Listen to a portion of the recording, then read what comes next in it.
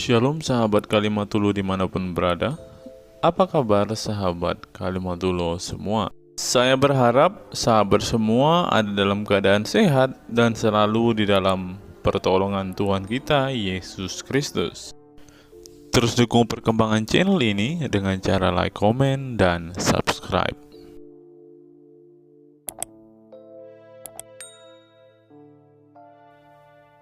Bismillahirrahmanirrahim.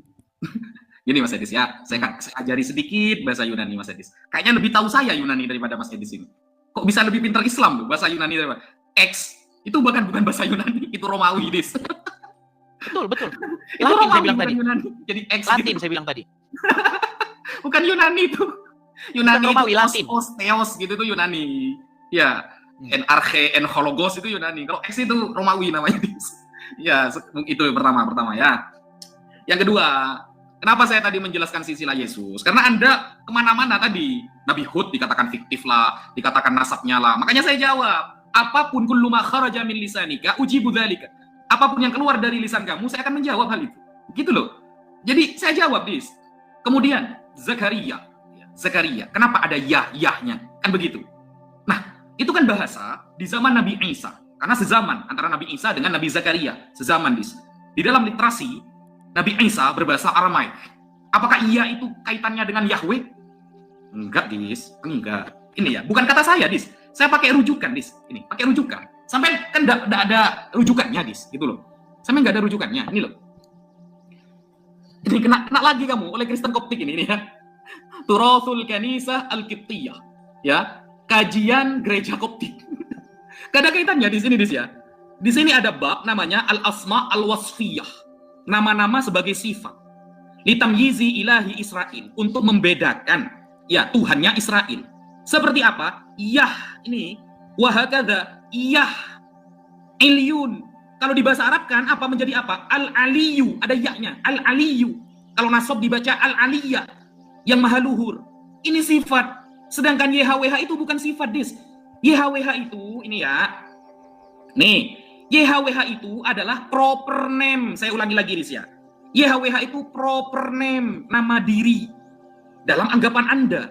Tidak bisa YHWH disamakan dengan Allah. Tidak bisa, Dis. Kenapa? Allah itu proper name. YHWH ini sebenarnya bukan proper name. Bukan.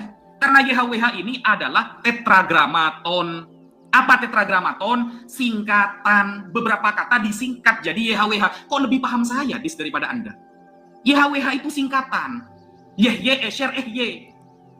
Singkatan itu. Dia yang maha hidup dan yang selalu ada. Al-Haya, Al-Baqa, kalau dalam bahasa Arab. Maha hidup dan selalu ada. Al-Baqa, hidup selamanya, kekal. Lalu disamakan dengan Allah. Yang berupa proper name. Gak bisa, gak sama, Dis. Gak sama. Gitu loh. Mau ngaji Ibrani tak ke saya? Gratis kok. Gitu loh. YHWH itu singkatan, tetragramaton namanya. Bukan proper name itu generic name, lalu dijadikan satu. Lalu Anda dan sebagian dari orang-orang Anda mengatakan itu adalah proper name. Disamakan dengan Allah yang berupa proper name dari awal. Gak bisa. Gak bisa, Dis. Gitu loh. Jatuh-jatuhnya, kalau dari singkatan, YHWH itu ke sifat nantinya. Lafal Yah dalam Zakaria, Yahya dalam Zakaria, itu adalah Al-Asma Al-Wasfiyah. Nama-nama sifat sama seperti Al-Ali, yang maha luhur. Tadi sudah saya sampaikan. Bukan dari saya itu. Dari gereja Koptik, saudara. Mau belajar bahasa sama saya, Dis? Gitu loh. Jadi, ayolah, Dis. Kita itu pakai kalau mau bahas bahasa. Kalau bahas Al-Quran, Quran. Jangan bahas bahasa, minta dalilnya di Quran. Bukan likuli syiu. Likuli syai. Yang benar itu likuli syai. Bukan likuli siu. Apa sih yang Dis? Likuli syai. Maksudnya itu bab halal dan haram, bukan segala sesuatu. Makanya lihat, kalau belajar tafsir itu, kalau belajar Quran itu pakai pendekatan orang-orang yang ahli Quran. Biar bacanya ada siu, syai. Aduh, Dis. Saya ngikutin Rahmat kemarin masalahnya. Saya sudah syai tapi Rahmat bilang siu ya, saya ikutin dia. Oke. Saya lanjut ya. Ya, Kalau ada yang mirip-mirip memang saya akui. Coba, oke. Baik. Kita fokus nih. Itu saya kemarin diskusi sama Rahmat, Pak Ustadz. Saya sudah bilang likuli syai'u, tapi dia bilang likuli syi'u, kata dia. Ya udah saya ikutin aja dia. Malah disalahin lagi sama Gus Wapi. Oke. Baik. Saya tanggapi ya satu persatu. Tadi Pak Ustadz Wapi mengatakan bahwa kata Yah di dalam nama Zakaria maupun di dalam nama Yahya itu tidak ada hubungannya dengan YHWH di dalam Bible. Nah, tapi sayang seribu sayang Pak Ustadz, sayang seribu sayang. Rujukan dari Pak Ustadz adalah blog lagi. Blog tanya jawab dari Kristen Koptik. Ini yang miris teman-teman. Kaum muslimin, lihatlah seorang Gus, ya. Rujukannya apa? Rujukannya blog. Blog tanya jawab orang Kristen Koptik, itu miris. Harusnya rujukannya adalah Al-Qur'an, Gus. Di dalam Al-Qur'an, di dalam surat Al-Ankabut ayat yang keberapa tadi, 46 tadi ya, dikatakan, katakanlah kepada ahli kitab, Tuhan kami dan Tuhan kamu adalah satu dan kepadanya kami berserah. Ini bagaimana mungkin Al-Quran yang menyuruh umat muslim untuk berkata kepada ahli kitab bahwa Tuhanmu dan Tuhan kami itu satu. Tapi sayang, ahli kitab akan menjawab, sorry Iya, begitu loh. Karena begini Pak Ustadz, sebenarnya akar masalahnya itu akan adalah Muhammad dulu. Muhammad itu kan mencari dukungan dari orang-orang Yahudi dan orang-orang Nasrani, ya kan? Dari ahli kitab. Makanya dulu kiblatnya itu ke Baitul Muqaddas, ke Baitul Maqdis, ya kan? Nah, ketika kiblatnya ke Baitul Maqdis sama dengan orang-orang Yahudi ke Yerusalem, memang Muhammad ingin mempromosikan, mengatakan kepada orang-orang Quraisy bahwa Tuhan yang benar itu bukanlah Allah, bukan Al-Lata Al-Uzza, bukan Al-Manat, bukan yang kalian sembah di rumah berhala kalian di Mekah, ya, bukan di Ka'bah. Tapi sayang, begitu lamanya orang Yahudi tidak ada yang mengakui kenabian Muhammad. Nah, setelah Muhammad putus asa, barulah akhirnya kiblat dipindahkan bersamaan dengan kiblatnya orang-orang Quraisy. Karena orang Yahudi tahu, bagaimana mungkin ada nabi buta Taurat? Bagaimana mungkin ada nabi setelah Musa loh ya? Bagaimana mungkin ada nabi setelah Musa rujukannya bukan Taurat, tidak ngerti Taurat? Gitu loh. Bagaimana mungkin dia berkata tentang Tuhan? Orang hukum Taurat aja dia kagak ngerti. Di dalam hukum Taurat itu ada ayat, ada 10 hukum ya. Jangan mengingini istri sesamamu. Tapi sayang Pak Ustadz, di dalam Al-Quran Allah justru memprakarsai bagaimana Muhammad akhirnya menikah dengan bekas istri anak angkatnya, yaitu Zainab. Gitu loh. Kan ada. Maka kami nikahkan kamu dengan bekas istri Zaid tatkala Zaid sudah menyelesaikan keperluan terhadap istrinya, agar tidak ada keberatan bagi orang-orang mukmin untuk menikahi bekas istri anak-anak angkatnya. Pak Ustadz, di dalam Bible, hukum Taurat, jangan kamu mengingini istri sesamamu. Di dalam Quran, kebalikannya. Jadi beda Pak Ustadz. Jadi sekalipun kalian mengatakan Tuhan kami dan Tuhan kamu adalah satu, kami hanya menjawab, sorry gitu loh. Ya, kemudian tadi masalah bahasa Yunani. Saya sekolah ini Pak Ustadz. Di dalam Al-Quran ada kata Injil.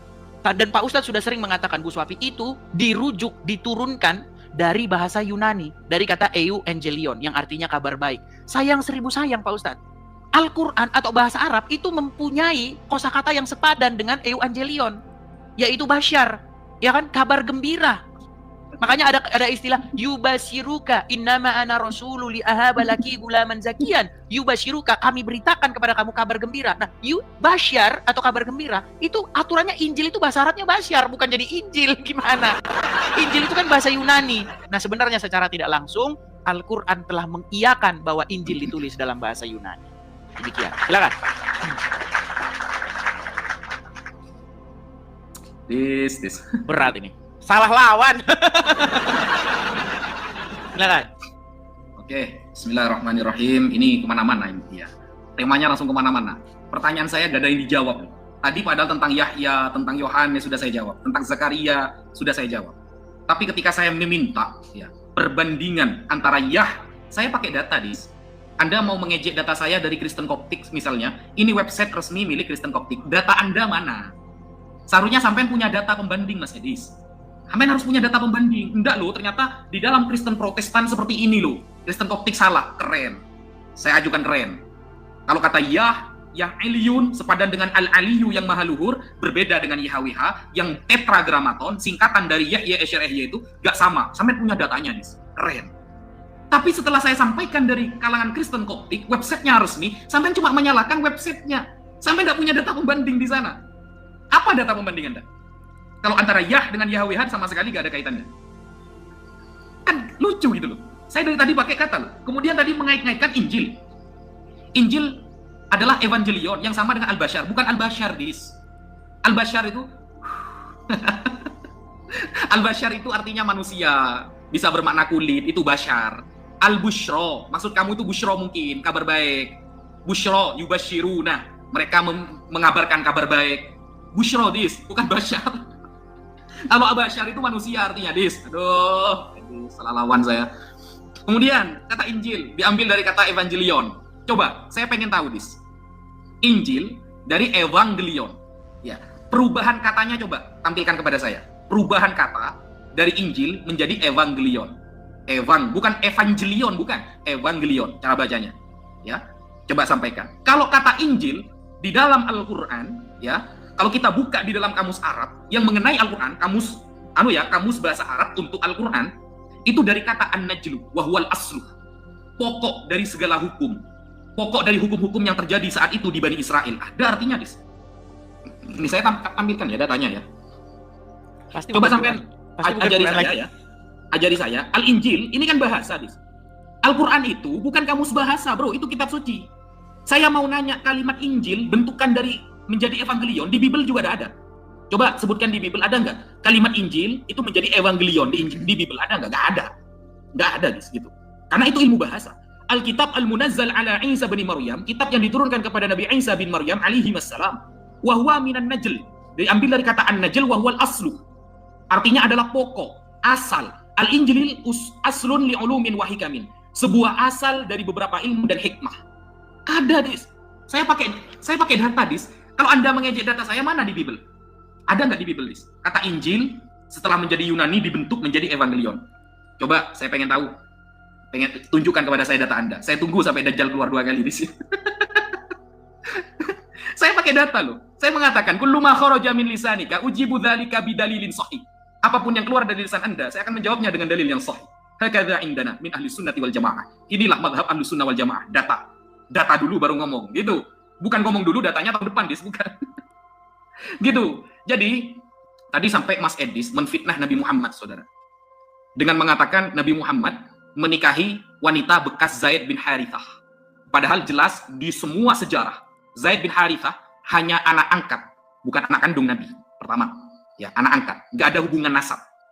Zaid bin Harithah telah cerai dengan istrinya Zainab binti Jahsh. Wanita setelah cerai halal dinikahi oleh siapapun, apalagi perintahnya ada di dalam Al-Qur'an. Kalau di dalam Bible, andaikan Daud tidak menikah dengan istri selingkuhannya Bathsheba, maka Yesus tidak pernah lahir. Anda punya Tuhan sekarang. Dia selamat datang di kebenaran. Baik, saya tanggapi ya. Saya tanggapi. Udah sedikit melebar kemana-mana ini. Padahal fokusnya tadi masalah tidak ada nabi yang memberitakan Allah. Oke, baik. Saya tanggapi ya, saya tanggapi. Begini Pak Ustadz, makanya yang saya sangat kecewa Pak Ustadz. Tadi Pak Ustadz kan mengatakan bahwa Injil itu dijelaskan artinya adalah sumber hikmah. Kan seperti itu. Tapi sayang seribu sayang Pak Ustadz, rujukannya lagi-lagi bukan Al-Quran gitu loh. Ini yang jadi masalah Pak Ustadz. Kenapa sih secara teori kitab sucinya umat muslim itu Al-Quran, tapi pada prakteknya kitab sucinya karangan ulama gitu loh. Makasih, terima kasih. Ini loh Pak Ustadz yang berat, yang saya sangat kecewa di situ. Berkali-kali loh Al-Quran mengatakan bahwa Quran itu kitab yang memberi penjelasan, kitab yang lengkap. Makasih Nefirdi, makasih. Kitab yang lengkap, kitab yang memberi penjelasan. Tapi kenapa sih Pak Ustadz menjelaskannya bukan dari Al-Quran gitu loh?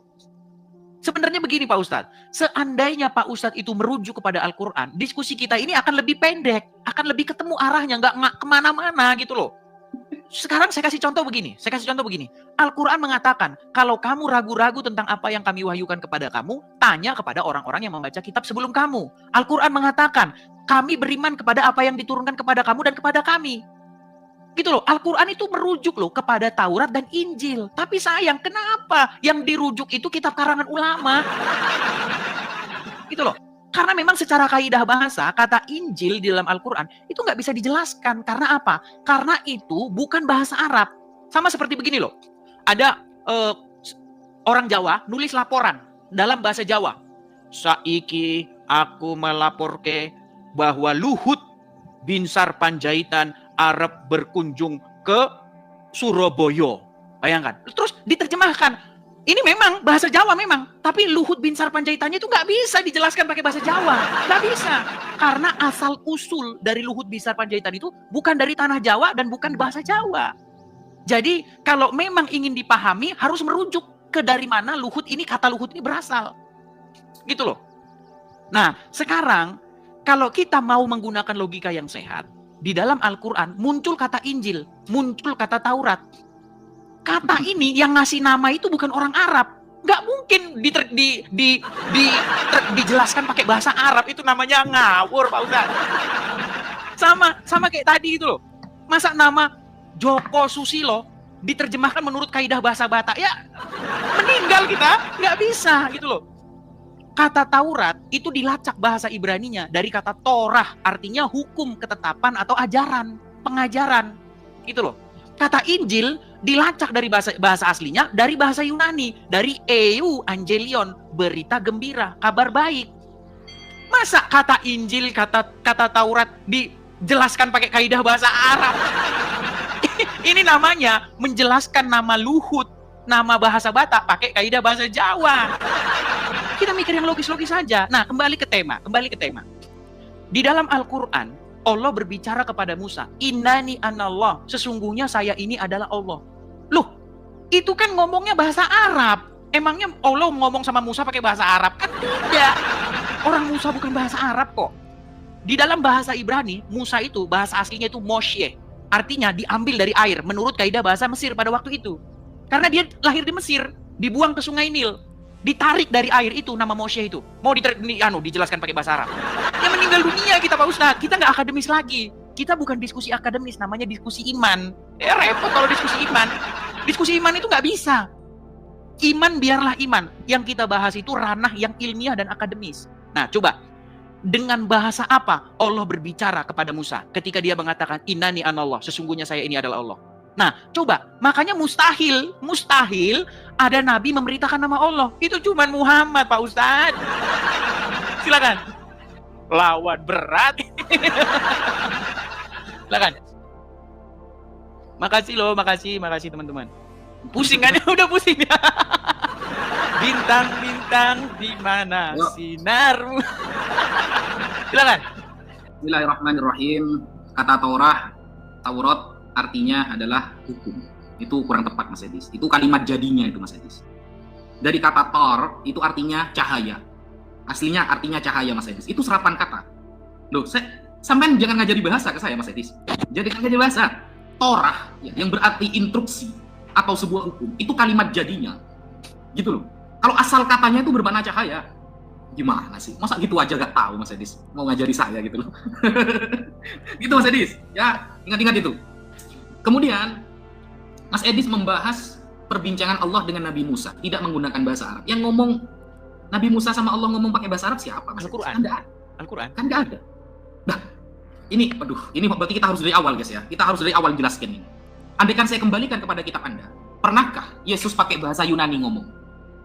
Ya, ngomong setiap hari nih pakai bahasa Yunani. Kan nggak ada datanya. Nggak ada datanya Mas Edis. Nggak ada datanya.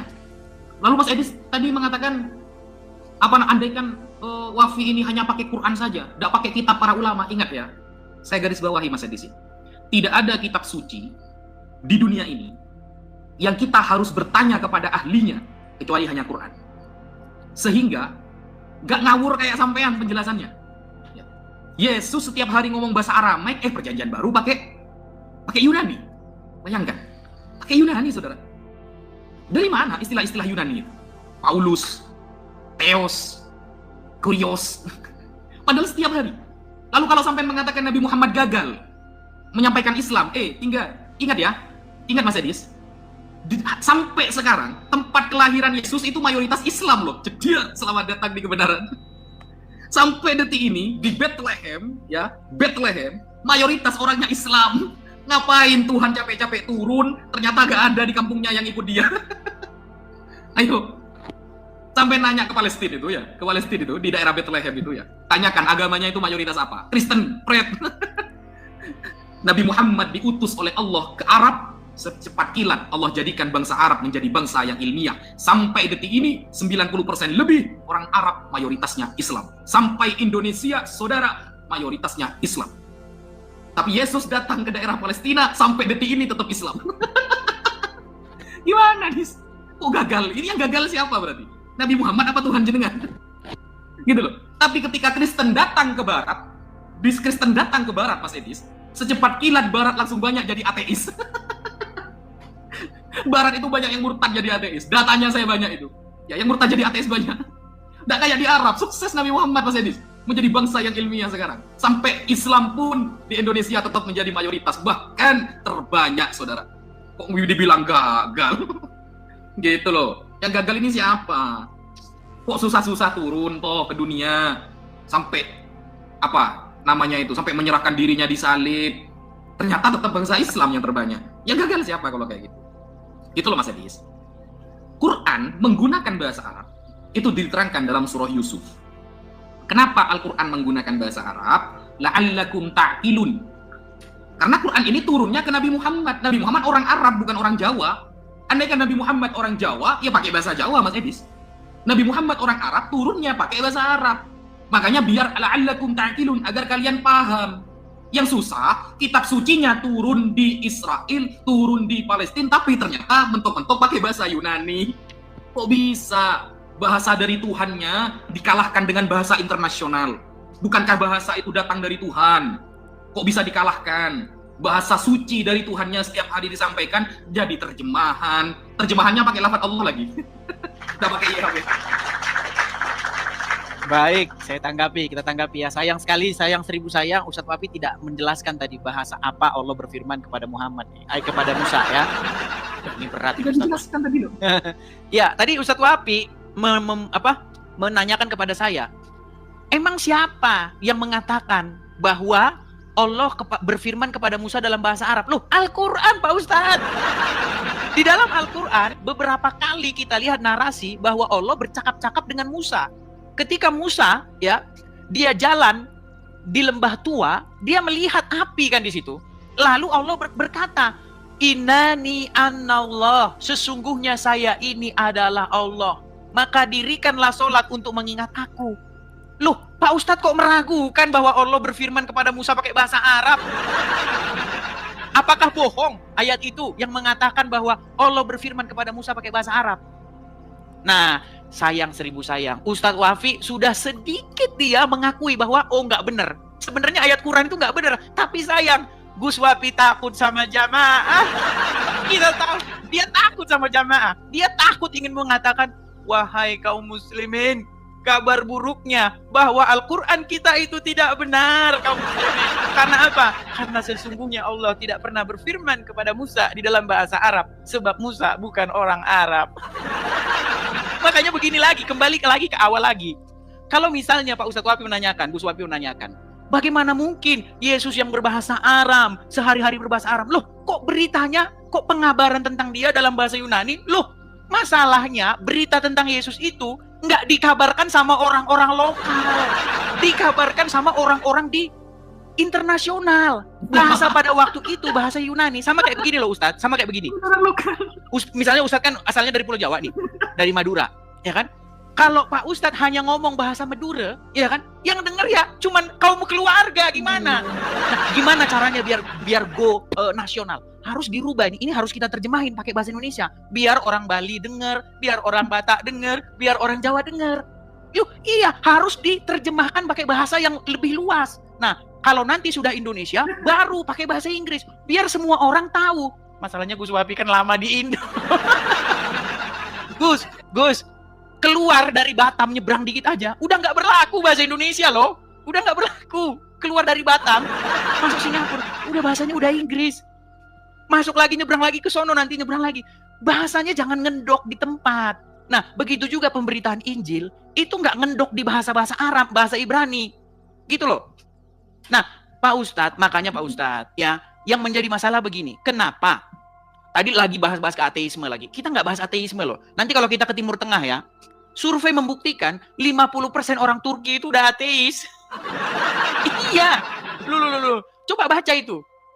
Ya kan? Kemudian negara Timur Tengah itu berbondong-bondong sebenarnya sudah ateis. Karena apa? Karena mereka melihat perang yang berkepanjangan. Ya, bahwa memang agama itu bagi mereka bawa masalah. Tahu nggak Pak Ustadz? Saya di US ini ya, saya di Amerika ini ya. Teman-teman yang para apa namanya imigran yang dari Timur Tengah itu, mereka beranu gara-gara apa? Ya, banyak di antara mereka itu di TikTok ini saya banyak ngobrol-ngobrol. Mereka udah ateis, mereka nggak percaya Islam. Iya kan? Nggak percaya mereka sama Islam. Jadi tolong fokus ke sini aja lah. Tema kita ke sini. Sekarang begini Pak Ustadz. Sekarang ya, yang ingin saya tanyakan sama Pak Ustadz, begini. Tolong jelaskan kepada saya.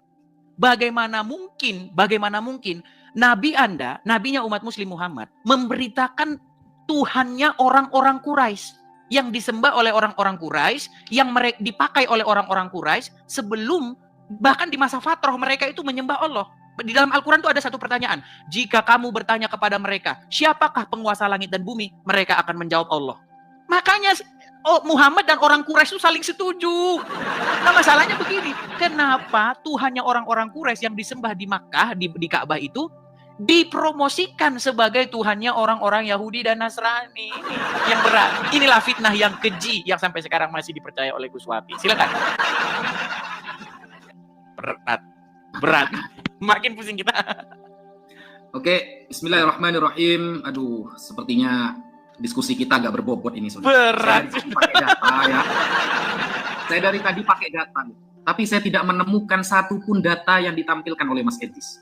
Kata dia, saya harus pakai Quran. Tapi dari tadi, Mas Edis gak pernah buka Bible. Bayangkan. Coba tampilkan data itu. Pertanyaan-pertanyaan saya di awal kan banyak itu yang gak terjawab. Tampilkan. Contoh, saya minta dalil di Bible, kalimat Injil, lalu menjadi Evangelion. Perubahan kata itu dijelaskan dalam Bible. Di mana? Di mana Mas Edis? Di Bible. Ada nggak? Karena saya tahu Bible itu bukan kitab bahasa. Itu kitab suci yang Anda anggap sebagai kitab yang fenomenal. Sama seperti ketika Anda bertanya kepada saya, mana di Al-Quran? Penjelasan lafaz Allah. Al-Quran itu bukan kitab bahasa, saudara. Ini pertanyaan yang konyol sebenarnya. Saya sedang berhadapan dengan orang yang sama sekali gak perhatian dengan bahasa ini. Yang kedua, penulisan Bible dengan menggunakan bahasa Yunani. Alasannya, karena saat itu Yunani lagi populer di dunia. Keren kan ya, seolah-olah keren gitu ya. Agar bisa dibaca orang Bali katanya. Tapi terbukti saudara ya, terbukti banyak dari kalangan Islam yang paham bahasa asli Al-Quran, tapi sedikit dari orang Kristen yang paham bahasa Yunani. Jediar saudara datang di saudara. Ayo, coba kita adu sekarang. Saya ngomong bahasa Arab, Mas Edis pakai bahasa Yunani. Pelangga-pelongo saudara. Itu kehebatan Islam. Tetap menjaga bahasa aslinya. Sehingga Islam tidak menolak terjemahan. Mau diterjemah bahasa Inggris? Ada. Mau pakai terjemahan Indonesia? Ada. Mau pakai terjemahan Turki? Juga ada. Tapi bahasa aslinya harus tetap baku. Karena kalau nanti terjemahan itu salah, maka kita akan merujuk ke bahasa aslinya. Kalau Mas Edis, Yunani nggak bisa. Ibrani nggak bisa. Suryani, apalagi. Wamakoli inna rohmatan, kan gitu. Apa nggak bisa? Sehingga ketika dari kecil orang Kristen sudah diajari terjemahan, kalau ada terjemahan yang salah, mereka nggak tahu bahasa aslinya.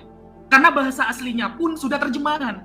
Bayangkan, bahasa asli perjanjian baru sudah terjemahan. Apa? Yunani. Karena bahasa asli Yesus adalah Aramaik. Bahasa asli Yesus adalah Aramaik. Jadi bahasa perjanjian baru itu sudah terjemahan dari dulu. Diterjemah lagi ke Indonesia, diterjemah lagi ke Yunani, diterjemah lagi ke Jawa. Dari terjemahan, diterjemah. Beda sama Quran. Al-Quran, banyak orang Islam bisa membaca Al-Quran. Banyak orang Islam paham bahasa Arab, apalagi yang ada di pesantren, saudara. Tetapi ketika ada terjemahan yang salah, maka kita bisa mengoreksi mana yang salah dan mana yang benar. Itu kehebatan umat Islam, Mas Edis. Quran bukan tidak menerima terjemahan, tapi Quran tetap membakukan bahasa asli dari Sayyidina Muhammad Sallallahu Alaihi Wasallam. Agar suatu saat kita belajar bahasa Arab, ada ketikan yang salah dari terjemahan, kita tahu. Kalau Bible dari awal sudah terjemahan Yunani, sedangkan bahasa asli dari Yesus adalah Aram, diterjemah lagi Indonesia.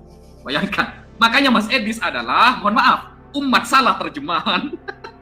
Karena bahasa aslinya aja nggak bisa gitu loh. Bahasa aslinya nggak bisa. Bahasa Aram, yang asli berarti Aram. Yunani itu sudah terjemahan berarti.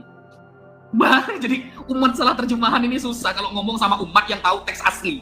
Gitu loh. Ini made in Islam ini, asli ini. Bahasa Arab. Dari awal Nabi Muhammad sudah keren itu. Gitu loh Mas Edis. Hancur kalau ngomong sama Islam. Hancur Mas Edis. Sudahlah. Kemudian, apalagi tadi tuduhannya itu? Nabi Musa. Ya, diceritakan di dalam Al-Quran berbahasa Arab. Loh, saya kan sudah nggak ngomong dari awal Mas Edis. Quran dari juz 1 sampai juz 30 turunnya ke Nabi Muhammad, makanya narasinya pakai Arab, Mas Edis. Narasinya pakai Arab. Berarti Quran terjemahan ya? Narasinya terjemahan dari bahasa Nabi Musa, tapi bahasa asli Nabi Muhammad adalah Arab. Karena Al-Quran turun ke Nabi Muhammad, berarti bahasa Quran tetap eksis, asli gitu loh. Sudah diakui sama dia bahwa Quran itu kita terjemahan ya teman-teman ya? Sudah diakui. Oh ya enggak lah. Wah, framing. Framing. Tadi mengakui loh, Quran kita terjemahan. Ayo, framing kau. Teman-teman ditangkap ya, itu ya. Ya, yuk. Itu videonya itu ditangkap itu teman-teman. Dia sudah mengakui bahwa Quran kita terjemahan. Yes. Ya, sayang sekali ya, ini sekelas Gus loh. Tapi nggak ngerti temanya. Gus Wafi, kita ini bukan bahas mengenai umat yang paling hafal bahasa gitu loh. Kami ini nggak mendewakan bahasa. Memang saya akui bahwa untuk pendekatan yang paling dekat agar kita betul-betul mengerti makna yang sebenarnya, memang kita harus cari bahasa aslinya. Saya setuju dengan itu. Seperti apa bahasa asli Tuhan kita, yaitu Yesus ketika Yesus mengajar murid-murid. Nah, bahasa aslinya itu bahasa Aram. Dari mana kita bisa tahu? Contohnya, ketika Yesus berkata, talitakum, katanya. Evata, terbukalah. Itu kan dalam bahasa, di dalam masih bisa kita baca itu dalam Injil kita. Lalu Yesus berkata, Evata, terbukalah, yang artinya terbukalah. Nah, kata-kata itu mengindikasikan bahasa apa yang sesungguhnya aslinya digunakan oleh Tuhan kita, yaitu bahasa Aram. Saya setuju, memang dalam supaya kita betul-betul ngerti maksudnya, kita harus merujuk ke bahasanya. Tapi tema kita bukan itu, Gus. Aduh, gimana sih? Tema kita bukan itu. Yang pakai bahasa Aram. Ini, Gus, tema kita itu adalah tidak ada nabi yang memberitakan sesembahan bernama Allah selain daripada Muhammad.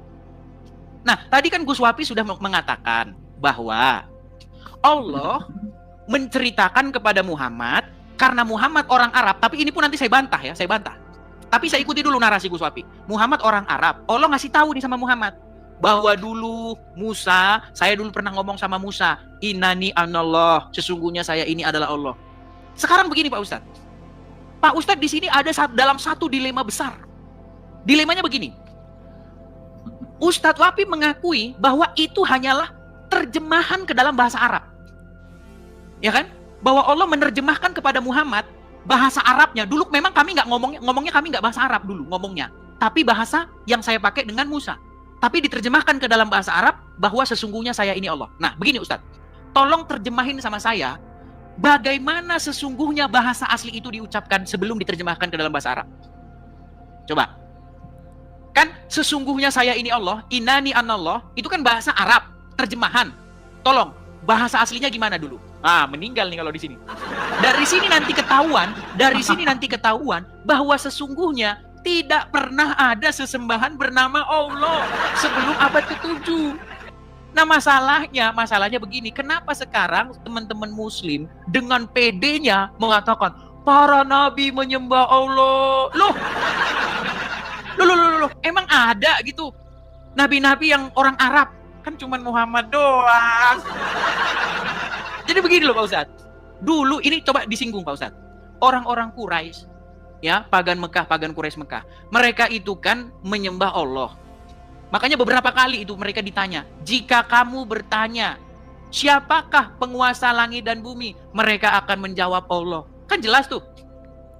Nah, sekarang begini Pak Ustadz, coba, tolong sebutkan kepada saya, di kamus bahasa Ibrani mana, karena Al-Quran kan merujuk kepada Bani Israel. Ya Bani Israel, ya kan? Ya Bani Israel, bahkan di dalam Al-Quran, tidak ada satu kaum yang lebih diutamakan daripada Bani Israel. Bahwa Bani Israel itu dikatakan di atas segala bangsa. Disebutkan. Ya kan? Nah, sekarang yang jadi pertanyaan, tolong sebutkan Bani Israel yang berbahasa Ibrani itu. Jangan nanti Bani Israel bilang bahasa Arab lagi.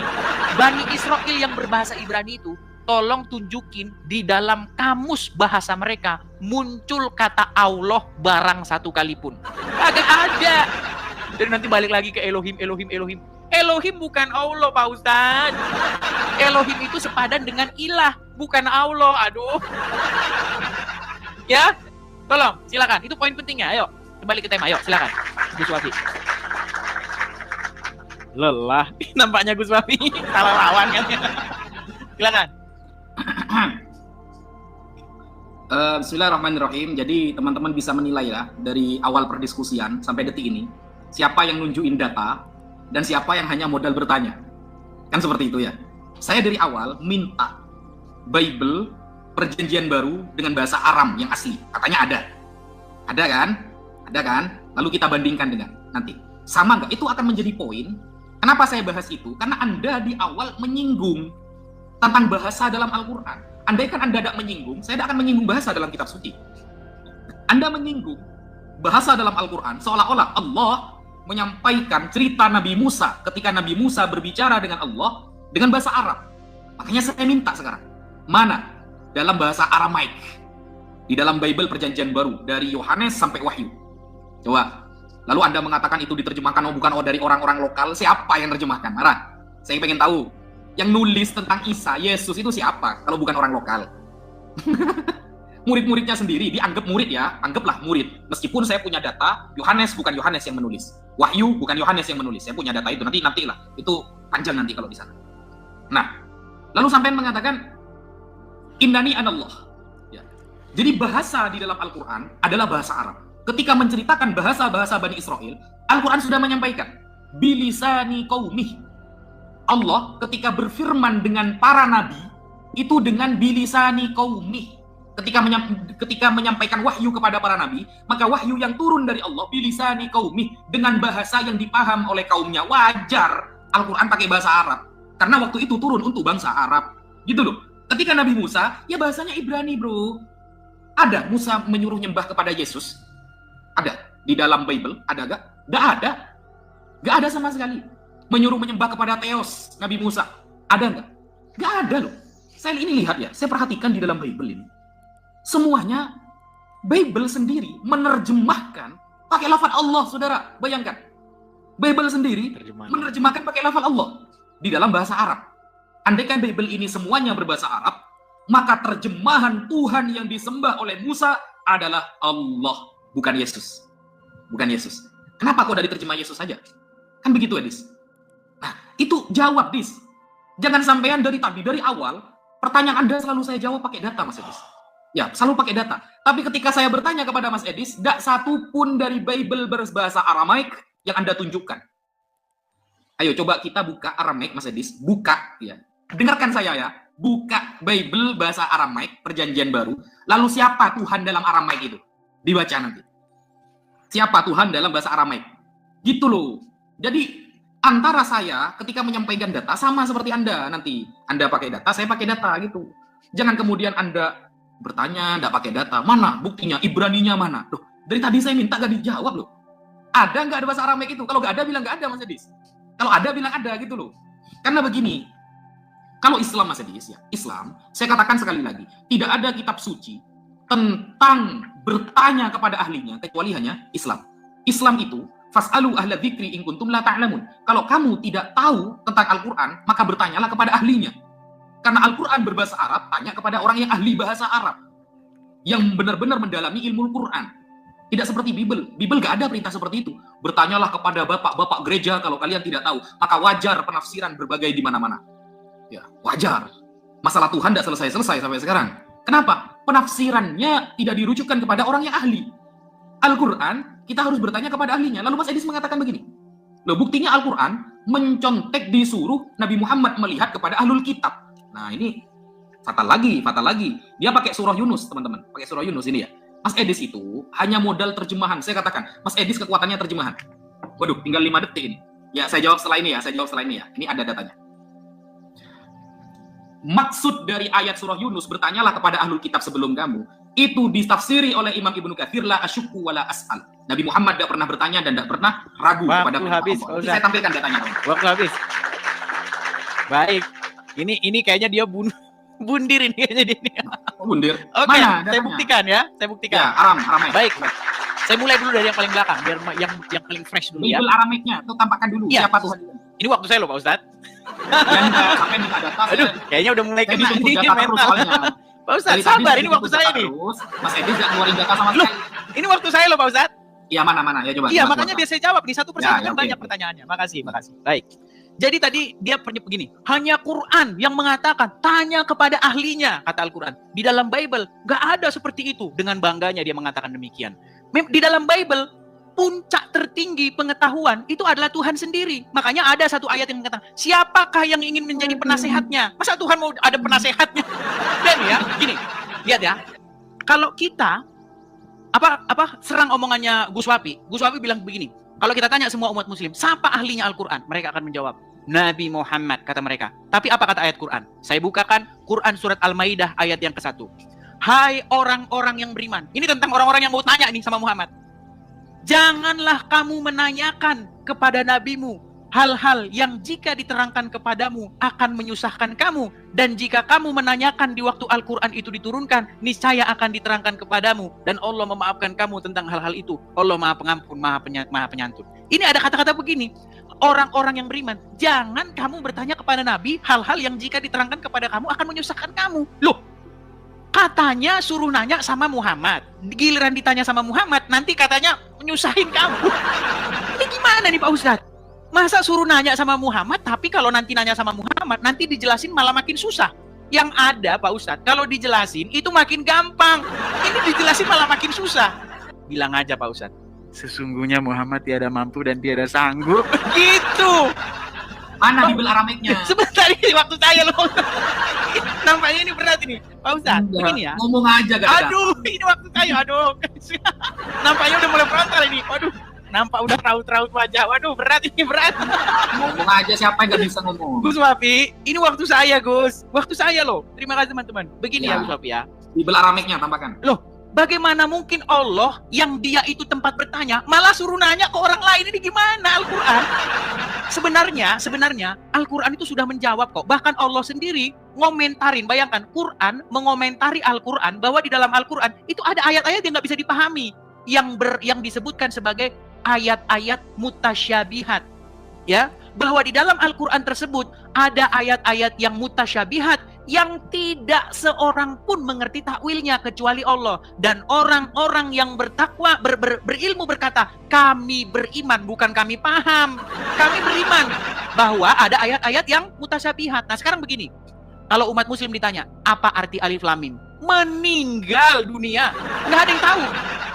Bahkan Pak Ustadz yang terus-menerus mengklaim bahwa Quran ini diturunkan dalam bahasa Arab, lisanun Arabian mubin, bahasa Arab yang terang, lisan bahasa Arab yang terang. Tapi dalam buku-buku tafsir didapati beberapa riwayat, bahkan Umar bin Khattab, bahkan Abu Bakar tidak mengerti isi ayat-ayat tersebut karena memang ada ayat-ayat yang mutasyabihat, ya kan? Seperti misalnya Roqim, ya kan? Nah itu sudah pernah saya jelaskan Pak Ustadz, itu merupakan kesalahan tulis. Kesalahan tulis, makanya sampai sekarang orang Islam tidak tahu apa itu Roqim. Warokimi, di situ kan surat Al-Kahfi itu, ya kan? Bahwa tanda-tanda kebesarannya mereka masuk ke dalam gua, dan Roqim itu. Apa Roqim? Ya kan? Nah, selidik punya selidik, di dalam buku yang berjudul Decoding atau berjudul The Syrio-Aramaic Reading of Quran, bahasa Al-Quran menurut bahasa Syria, didapati bahwa itu kesalahan tulis, dan itu masih bisa kita buktikan secara ilmiah bahwa itu kesalahan tulis. Aduh, saya nggak sempat jawab yang ini, nunjukin Pesita. Kita punya Pesita Pak Ustadz, ada yang disebut dengan Pesita, yaitu Injil berbahasa Arab. Nah, seperti itu. Nampaknya udah berat nih, wajahnya sudah beda ini. Silakan, Gus Afi. Oke, bismillahirrahmanirrahim. Gak ada ya, berarti ya, gak ada data sama sekali ya teman-teman ya. Oke lah. Tuh, data tadi yang saya bacakan. Ya, kita tidak Al-Maidah maksa. 101. Ya, kita tidak maksa kalau memang gak ada data ya sudah. Yang penting teman-teman sudah tahu semua. Beginilah Islam, begitulah teman-teman Kristen gitu loh. Saya tunjukkan data. Saya pakai data terus. Ini ya, Mas Edis tadi yang belum sempat saya tunjukkan datanya adalah tentang surah Yunus ya. Tentang surah Yunus. Ini ya, surah Yunus, Saudara. Ayat 94, fa'in kuntah, apabila kamu Muhammad fi syakkin, ada dalam keraguan, mimma anzalna, tentang kitab suci yang kami turunkan ilaika kepadamu, fa'asfas alilladzina, maka bertanyalah kepada orang-orang yaqra'unal kitaba, yang membaca kitab-kitab min qablika sebelum kamu. Nah, ini ada Nabi Muhammad menceritakan tentang ini. Qala Qatadah bin Da'amah, riwayat dari Qatadah bin Da'amah menyampaikan, balaghana, telah sampai kepada kami anna Rasulullah sallallahu alaihi wasallam qala, ini langsung Nabi loh ya, langsung Nabi yang menjawab. Ketika turun ayat ini, Nabi langsung jawab bagaimana? la asyukku wa la as'al. Aku tidak pernah ragu dan aku tidak pernah bertanya kepada ahlul kitab. Jediar, selamat datang di kebenaran. Bertanya tentang apa, Edis? Apakah bertanya tentang kitab Bible?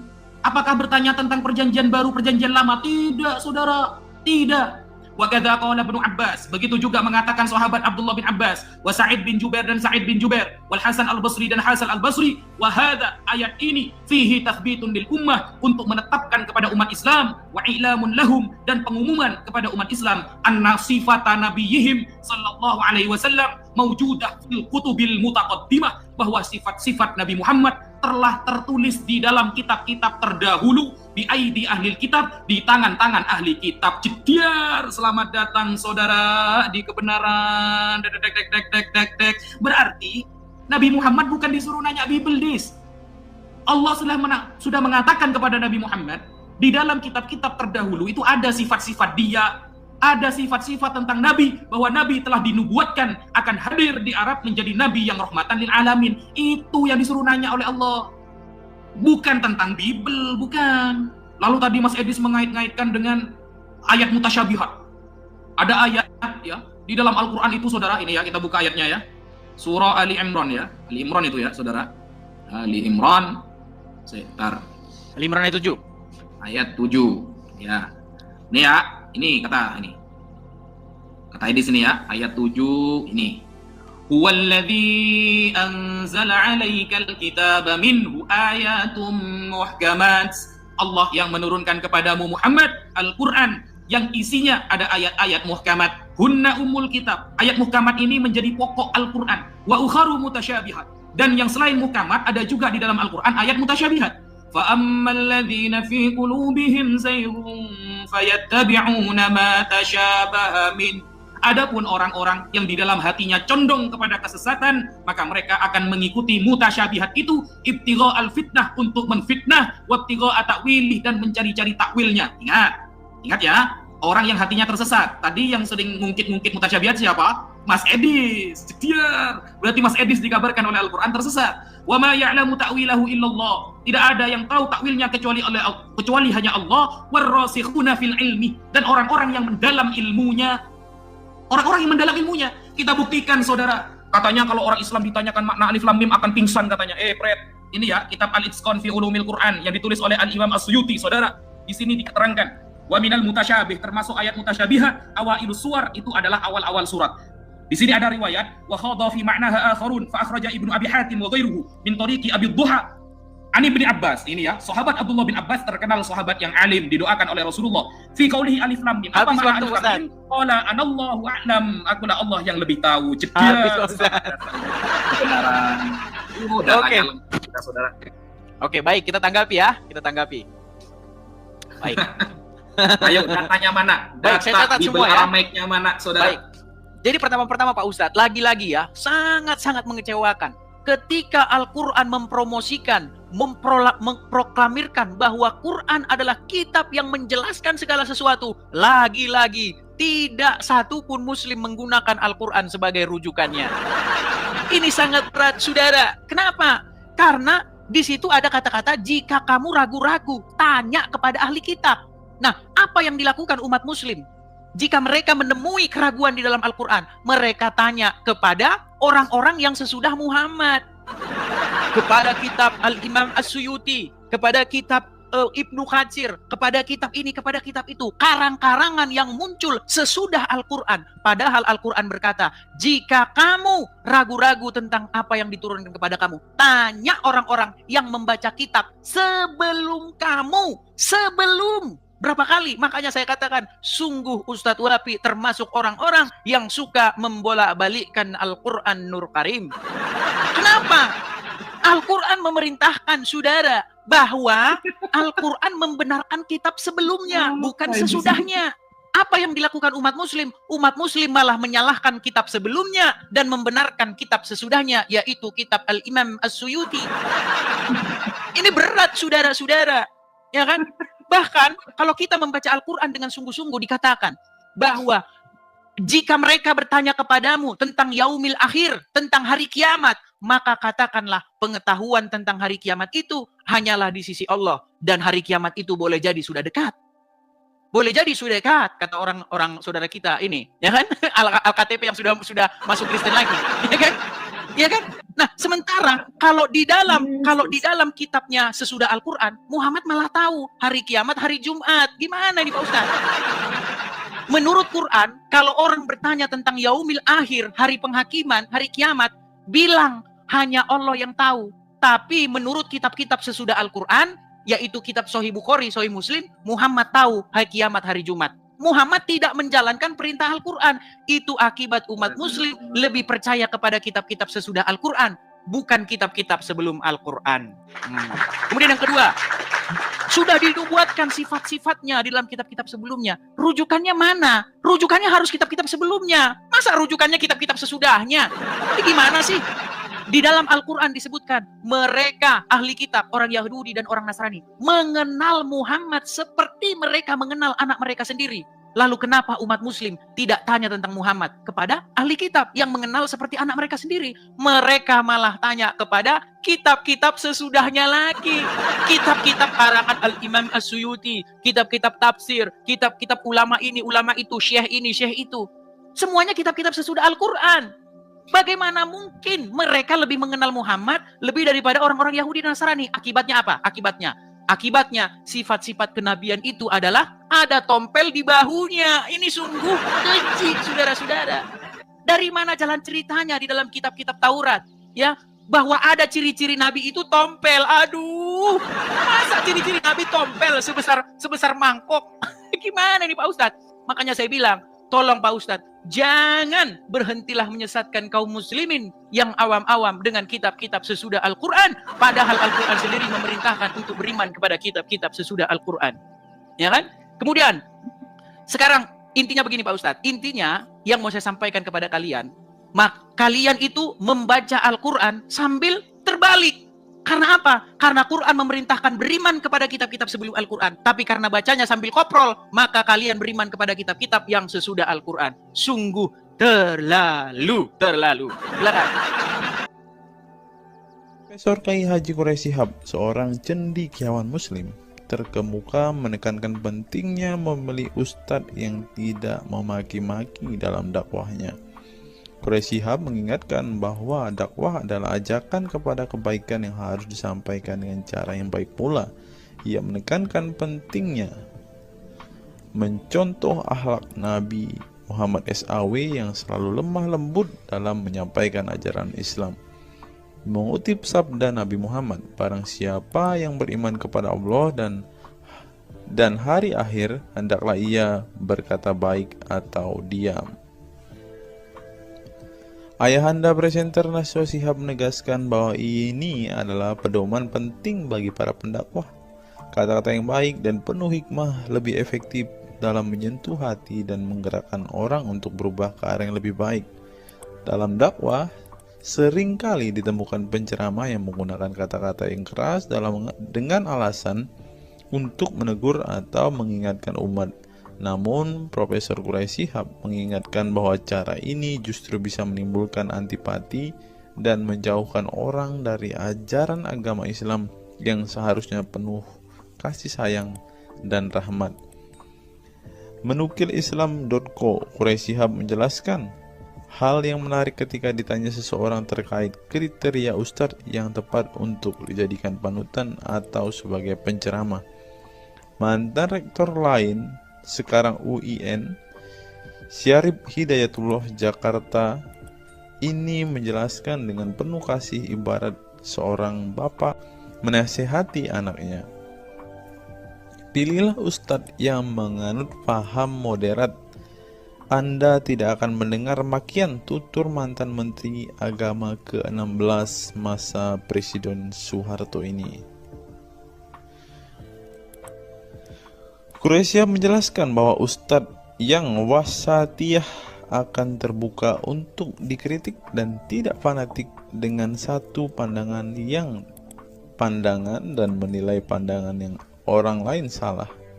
Quraisy Shihab menjelaskan bahwa ustadz wasatiyah akan terbuka untuk dikritik dan tidak fanatik dengan satu pandangan dan menilai pandangan orang lain salah. Ustadz yang wasatiyah memahami bahwa jalan menuju agama itu besar dan memiliki jalan-jalan kecil untuk menuju jalan besar itu. Karena dalam rincian ajaran agama yang Tuhan tanyakan adalah hasilnya, misalnya 5 tambah 5, 10, tapi bisa juga 7 tambah 3, lanjutnya. Salah satu ciri Ustadz yang wasatiyah menurutnya adalah berpengetahuan luas. Ustadz yang berpengetahuan luas akan mampu menilai dan menghargai suatu pendapat, sedangkan ustadz yang sempit pengetahuannya akan mudah menyalahkan. Semakin luas pengetahuan seseorang, semakin besar toleransinya. Semakin sempit, semakin bodoh tandasnya. Nah, teman-teman muslim, silahkan kalian mau milih ustadz yang modelnya seperti ini. Karena ustadz yang berilmu itu seperti yang dikatakan oleh Bapak Quraisy Shihab ini, bahwa mereka pasti adalah orang yang sangat toleransi. Tetapi jika ustadzmu kamu dapati tidak bisa bertoleransi atau orang yang intoleran, maka mereka bisa dikatakan ustadz yang BODOH, kata Quraisy Shihab. Nah, pertanyaannya adalah, apakah Zuma termasuk standar ustadz yang baik atau ustadz yang toleran? Mari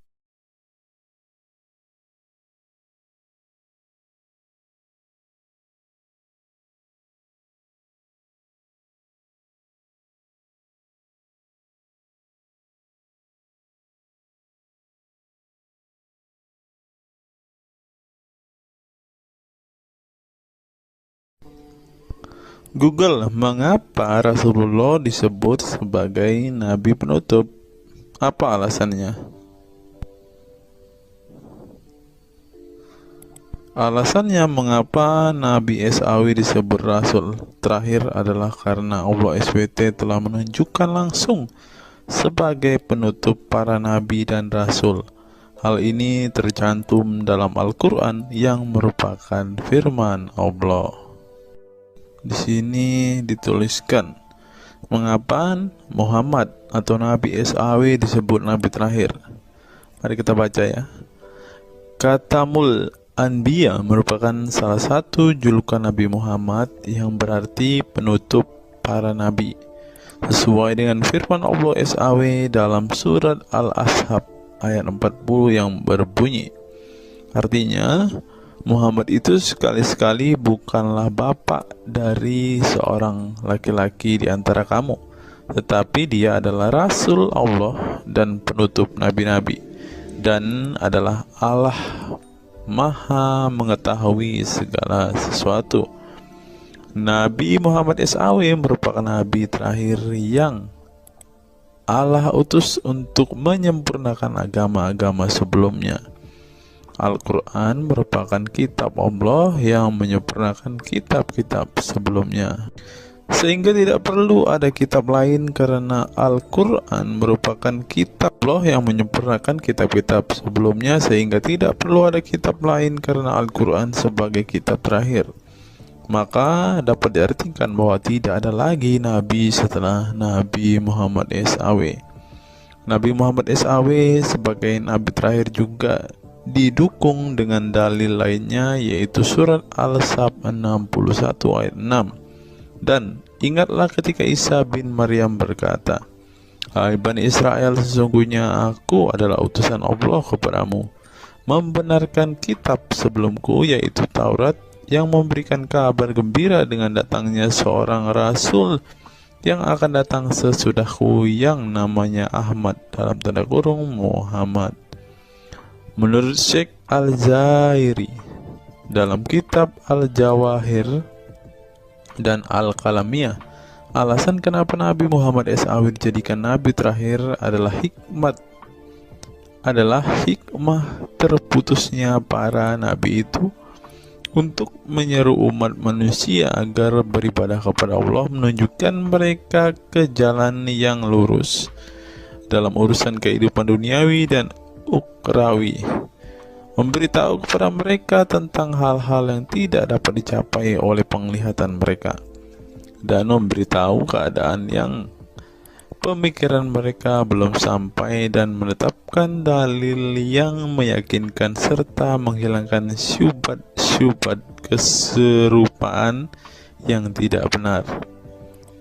Adapun hubungan dakwah Nabi Muhammad SAW dengan nabi-nabi terdahulu ialah terbangun atas dasar sebagai penguat dan penyempurna dakwah nabi-nabi sebelumnya. Oleh karena itu, semua para nabi selalu dibangun atas dasar dua pondasi utama, yaitu akidah, syariat, dan akhlak. Dari segi kaidah, dari segi akidah, semua ajaran yang dibawa oleh para nabi mulai dari Nabi Adam alaihissalam sampai Muhammad SAW adalah sama. Tidak ada beda antara nabi satu dengan nabi yang lainnya. Semuanya mengajarkan keimanan terhadap keesaan Allah SWT, yaitu dengan membersihkan dari segala sifat yang tidak layak baginya dan mengimani adanya hari kiamat serta adanya surga dan neraka. Maka dari itu, semua para nabi menyerukan kepada kaumnya masing-masing antara dasar iman kepada Allah, dan semua para nabi setelahnya saling membenarkan ajaran yang telah dibawa oleh para nabi sebelumnya. Adapun dari segi syariat yang mengatur tatanan kehidupan masyarakat dan individu terhadap perbedaan dalam metode dan kuantitasnya antara satu nabi dengan yang lain. Hal itu disebabkan karena syariat tersebut dalam ranah pelaksanaan bukan sebuah pengabaran seperti akidah. Perkembangan zaman dan perbedaan bangsa yang satu dengan bangsa yang lainnya turut mempengaruhi syariat mereka satu sama lain. Diutusnya satu nabi itu adalah khusus untuk umatnya pada waktu itu, bukan umum untuk semua manusia. Sebuah hukum syariat terbatas dalam ruang lingkup yang sempit sesuai dengan umatnya pada waktu itu secara khusus. Nah, dari bagian pertama ini kita mengetahui teman-teman mengapa Rasulullah ini dikatakan sebagai nabi penutup, karena Rasulullah juga mengajarkan kepada keesaan Allah, teman-teman. Nah, seperti yang terus di sini. Semuanya mengajarkan keimanan terhadap keesaan Allah SWT, yaitu dengan membersihkan dari sifat segala yang tidak layak baginya dan mengimani adanya hari kiamat dan adanya surga dan neraka. Salah satu alasan mengapa Rasulullah disebut sebagai nabi penutup adalah ini, teman-teman. Mari kita lihat fakta berikutnya. Menurut kumparan, teman-teman, alasan mengapa Rasulullah SAW disebut nabi terakhir, teman-teman. Mari kita simak ya. Saya berharap teman-teman tidak bosan mendengar setiap fakta-fakta yang kita bukakan ini, karena dengan melihat fakta-fakta ini setidaknya kita belajar, teman-teman, dan dapat memaklumi mengapa sih saudara-saudara muslim kita itu sangat-sangat menjunjung tinggi Rasulullah, teman-teman. Mari kita simak.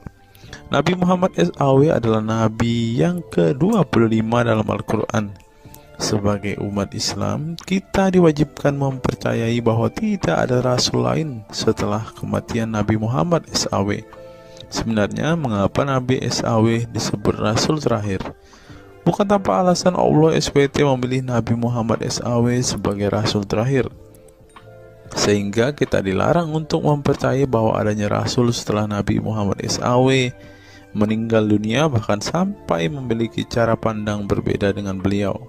Nah, jadi teman-teman kita, saudara-saudara kita tidak percaya ada nabi setelah Nabi Muhammad, teman-teman. Terlebih ada yang nabi yang membawa ajaran-ajaran yang berbeda dari apa yang diajarkan oleh Rasulullah.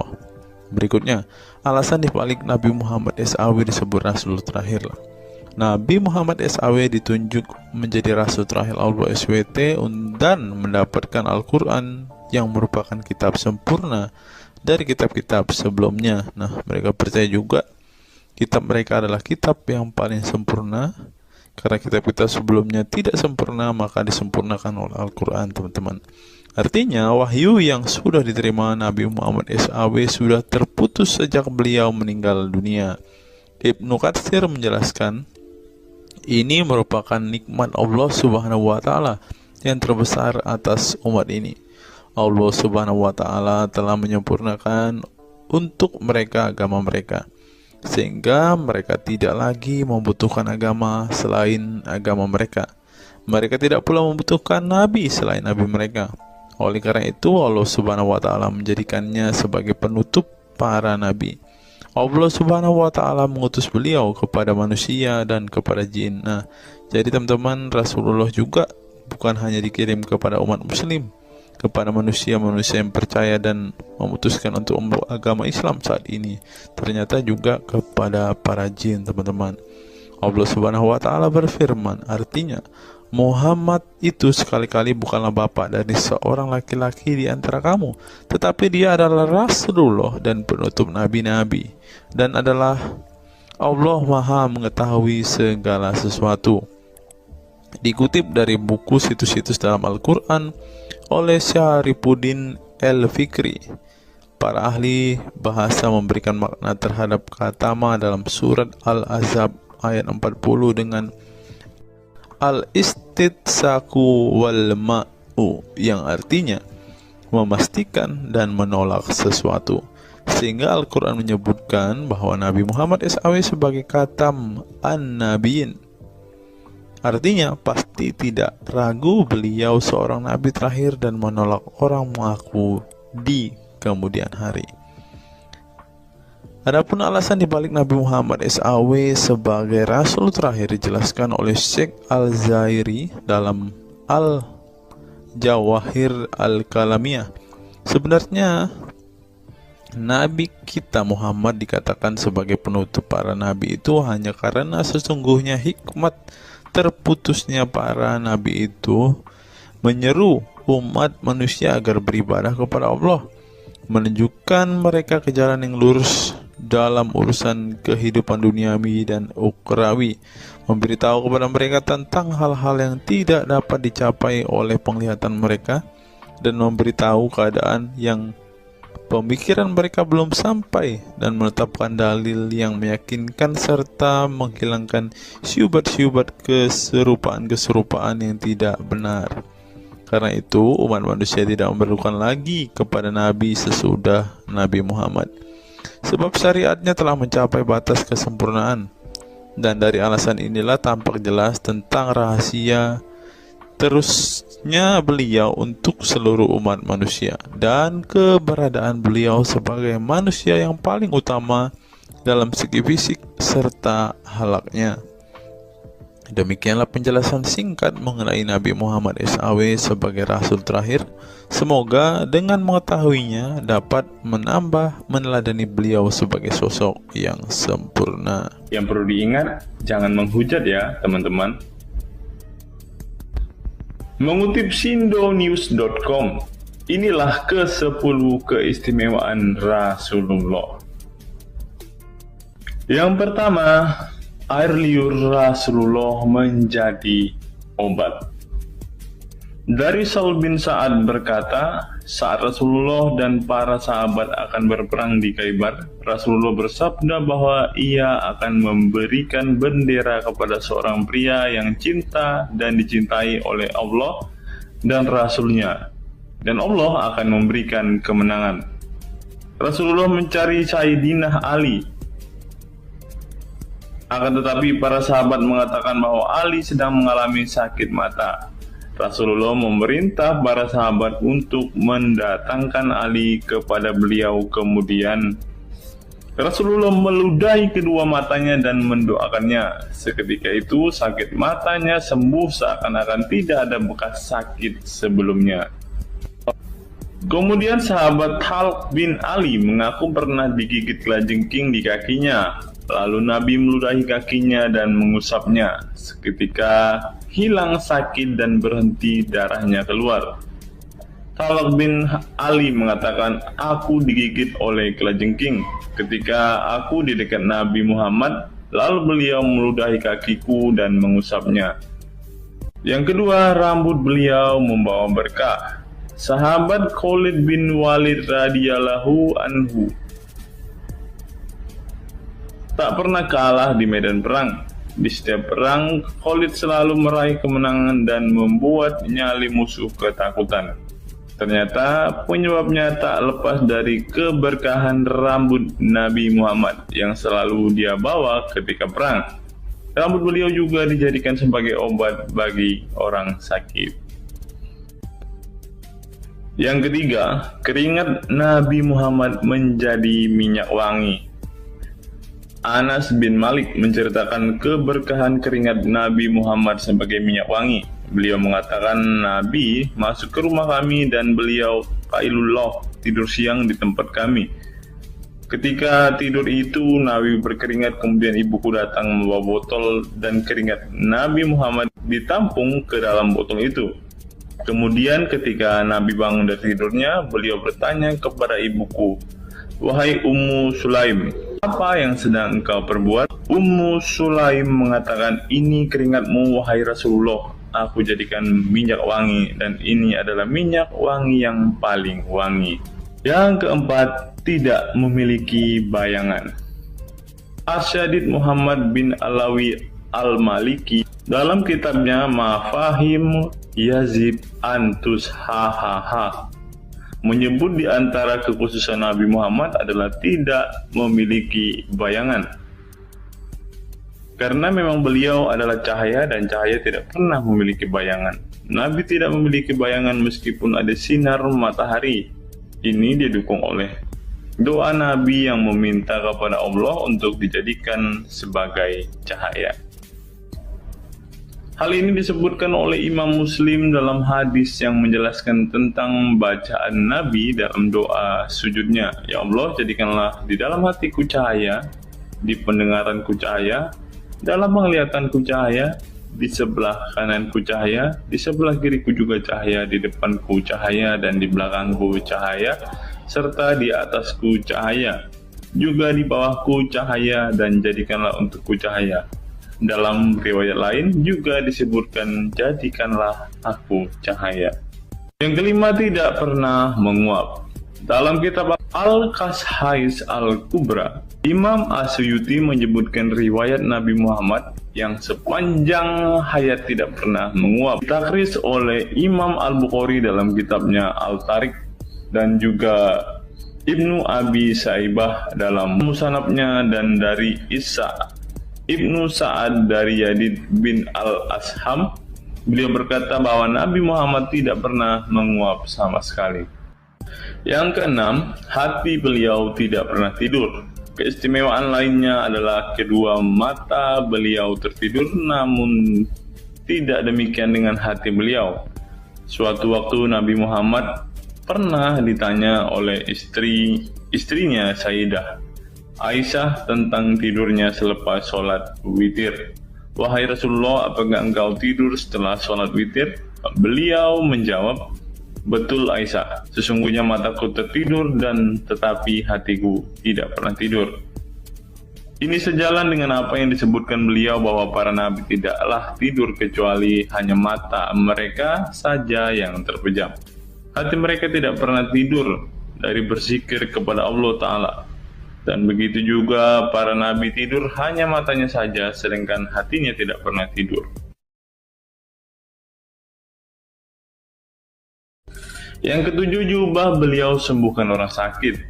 Asma bintu Abu Bakar radhiyallahu anhu bertaburuk dengan jubah Nabi. Dari Abdullah bin Kaisan berkata, diperlihatkan kepadaku sebuah jubah tayalisah dari Kisra dan kerahnya berbahan dibaj. Juga kedua sisinya dijahit dengan dibaj. Asma berkata kepada budaknya, "Wahai Abdullah, jubah ini dahulu ada pada Aisyah hingga ia wafat. Setelah Aisyah wafat, aku pun mengambilnya.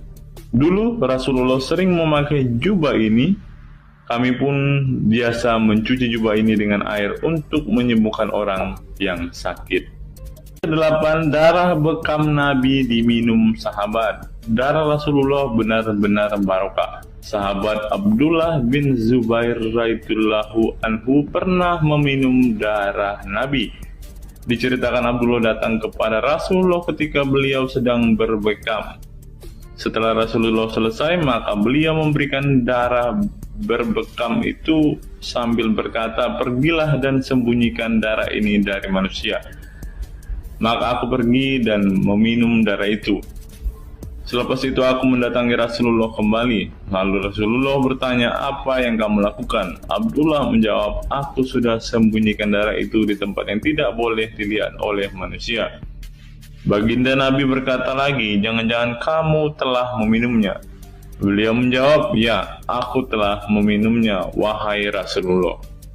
Setelah meminum darah itu, Nabi Muhammad berkata kepada Abdullah, "Sungguh engkau telah menjaga dirimu dari api neraka." Yang ke-9, tidak pernah ihtilam atau dalam tanda kurung mimpi basah.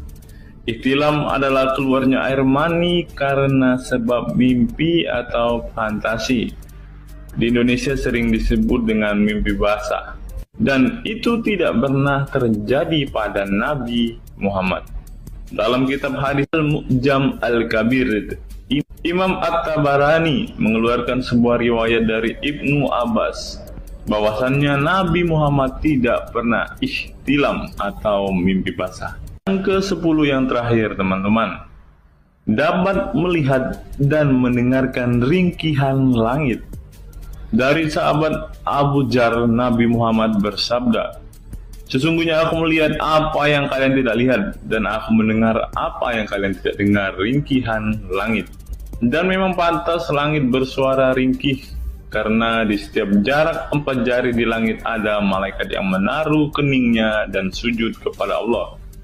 Demi Allah, seandainya kalian mengetahui apa yang aku ketahui, kalian akan sedikit tertawa dan banyak menangis."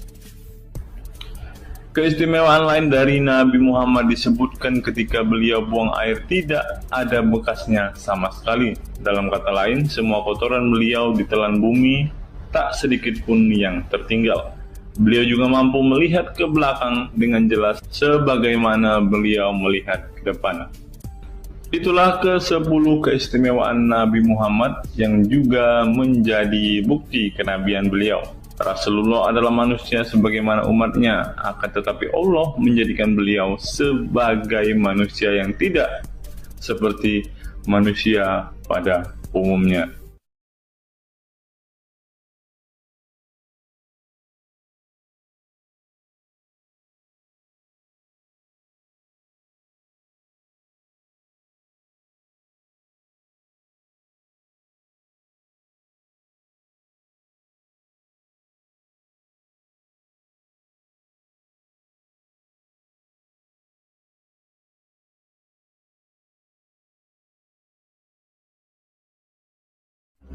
Hari ini kita akan menyimak sebuah kisah yang saya kutip dari sebuah artikel yang akan menggemparkan kita semua. Karena kisah ini berisi sebuah cerita tentang para sahabat Nabi Muhammad yang katanya masuk surga. Bagaimana mungkin para sahabat ini bisa masuk surga? Sedangkan junjungan mereka sendiri pun tidak mempunyai kepastian surga. Seperti yang diungkap Bapak Quraisy Shihab berikut ini. Tidak benar, saya ulangi, tidak benar bahwa Nabi Muhammad sudah dapat jaminan surga. Mendengar apa yang dikatakan Bapak Quraisy Shihab tadi, jelaslah bahwa Rasulullah pun tidak pasti masuk surga. Bagaimana mungkin para sahabat masuk surga jika sang junjungan sendiri tidak punya kepastian surga? Memang sedikit aneh sih teman-teman. Nabi tidak pasti masuk surga, tapi para sahabat masuk surga. Mungkinkah para sahabat lebih baik dari sang Nabi? Untuk itu, mari kita simak kisah para sahabat Nabi berikut ini dan temukan alasan mengapa mereka bisa masuk surga. Kisah sahabat Nabi Muhammad SAW yang dijamin masuk surga oleh Allah SWT. Semua manusia pasti menginginkan masuk surga Allah SWT, namun tidak semua jiwa bisa masuk surga. Ada banyak tantangan dan perjalanan yang sangat panjang yang harus dihadapi umat Islam hingga mendapat kesempatan ala SWT untuk masuk surga.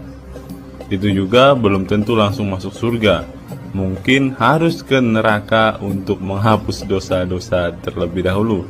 Meski demikian, kita bisa belajar dari kisah sahabat Nabi Muhammad SAW yang dijamin masuk surga Allah. Mereka tidak begitu saja mendapat tempat yang keindahannya kekal abadi. Berbagai ujian keimanan dan fisik dalam mengarungi kehidupan mereka di jalan Allah SWT.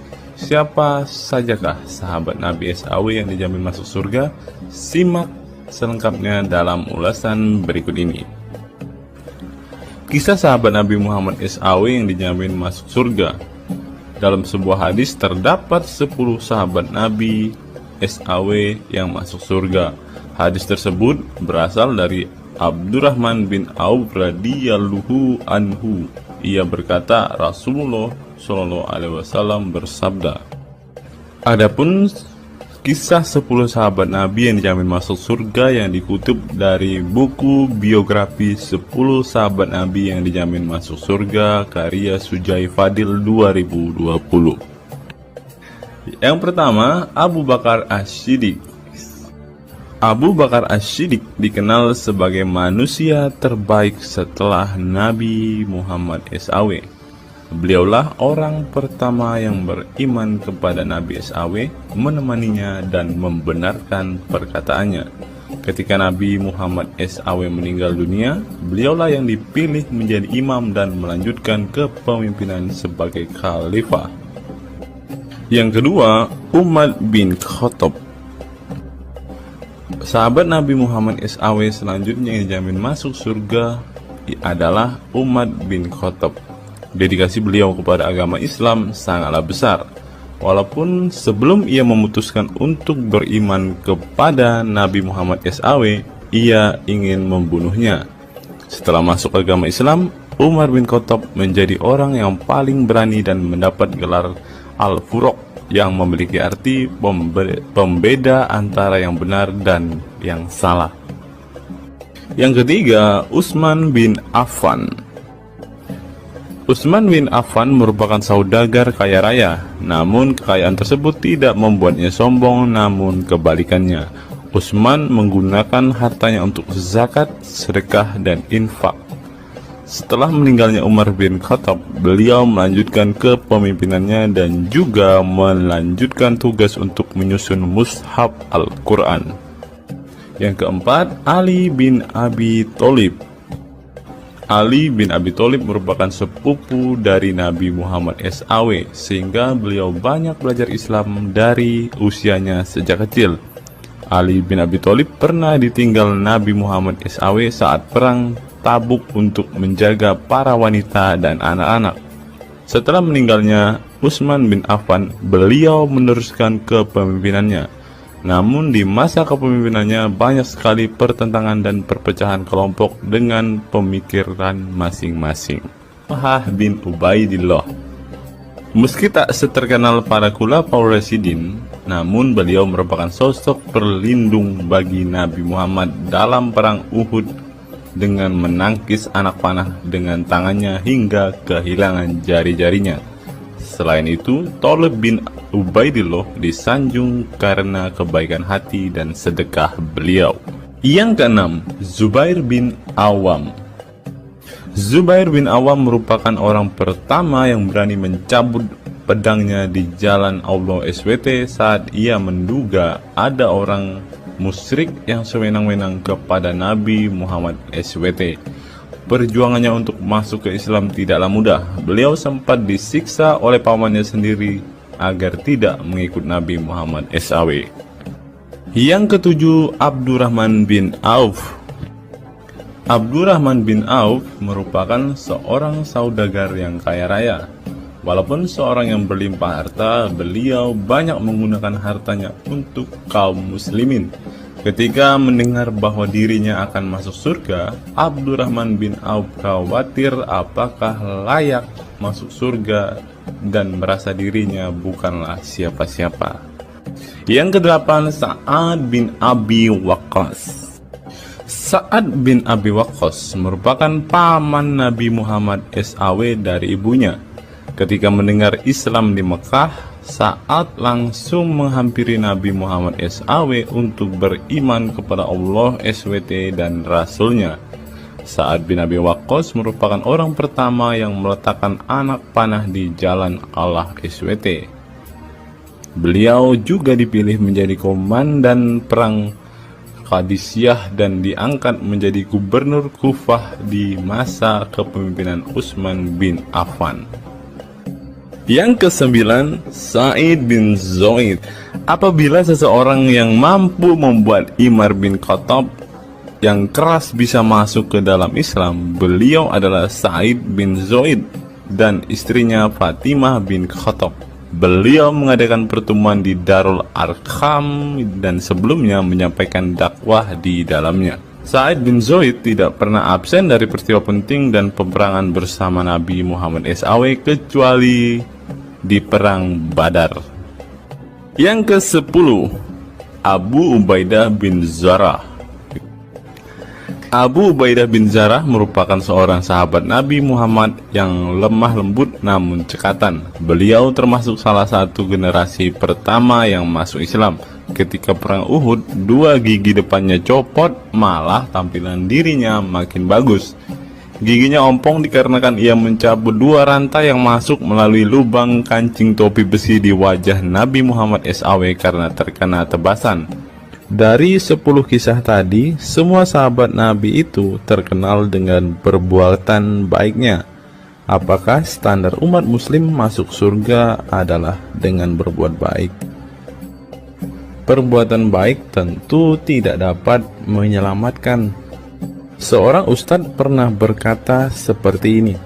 Mengantarkan kita masuk ke surga itu bukan amal perbuatan kita. Kita semua masuk ke dalam surga Allah kelak itu lantaran mendapat anugerah dari Allah dan mendapat rahmat dari Allah. Jadi bukan karena amal ibadah kita. Apa tanggapan teman-teman setelah menyimak kisah ini?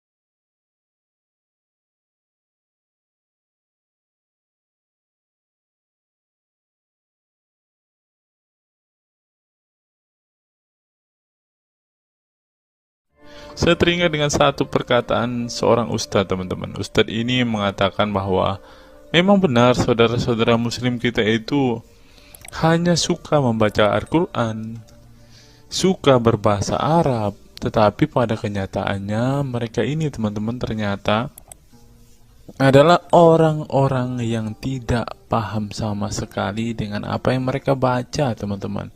Dan akhirnya Ustadz ini mengatakan bahwa saudara-saudara muslim kita ini seperti keledai, teman-teman. Mari kita dengarkan apa yang disampaikan Ustadz ini. Kita bangga menghafal Al-Quran tapi tidak memahami Al-Quran. Senang mengulang berbahasa Arab tapi tidak mengerti bahasa Arab. Suka membaca Al-Quran tapi tidak memahami maknanya. Akhirnya apa? Menjadi keledai di Indonesia. Tidak sampai di situ saja, teman-teman. Menurut NU Online, seperti yang disampaikan oleh Gus Baha, ingin umat Islam banyak baca Al-Quran meski tak paham maknanya.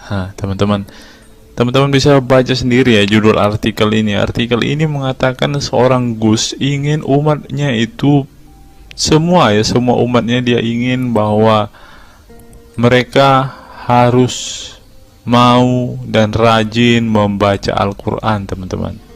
Walaupun ya Pada kenyataannya, apa yang mereka baca mereka tidak ketahui.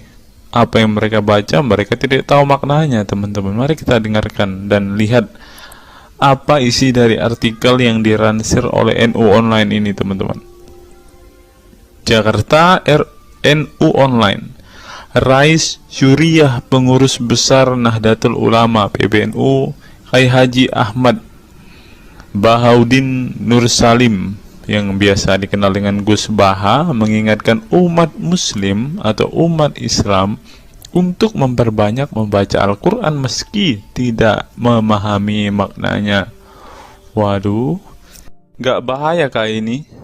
Ustadznya mengatakan harus baca saja Al-Quran walaupun tidak paham. Wah, bisa-bisa umat Islam jadi keledai se-Indonesia nih, seperti yang dikatakan Ustadz yang barusan tadi.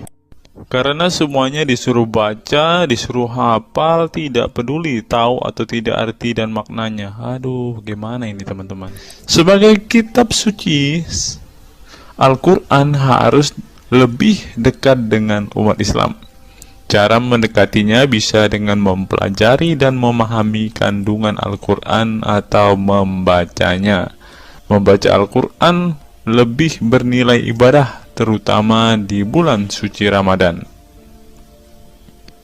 Saya paling sangat ingin di Ramadan ini banyak membaca Al-Quran, baik membaca secara qiraatan saja atau lebih jelasnya. Sebagaimana dikutip NU Online dari akun YouTube Santri Gayeng.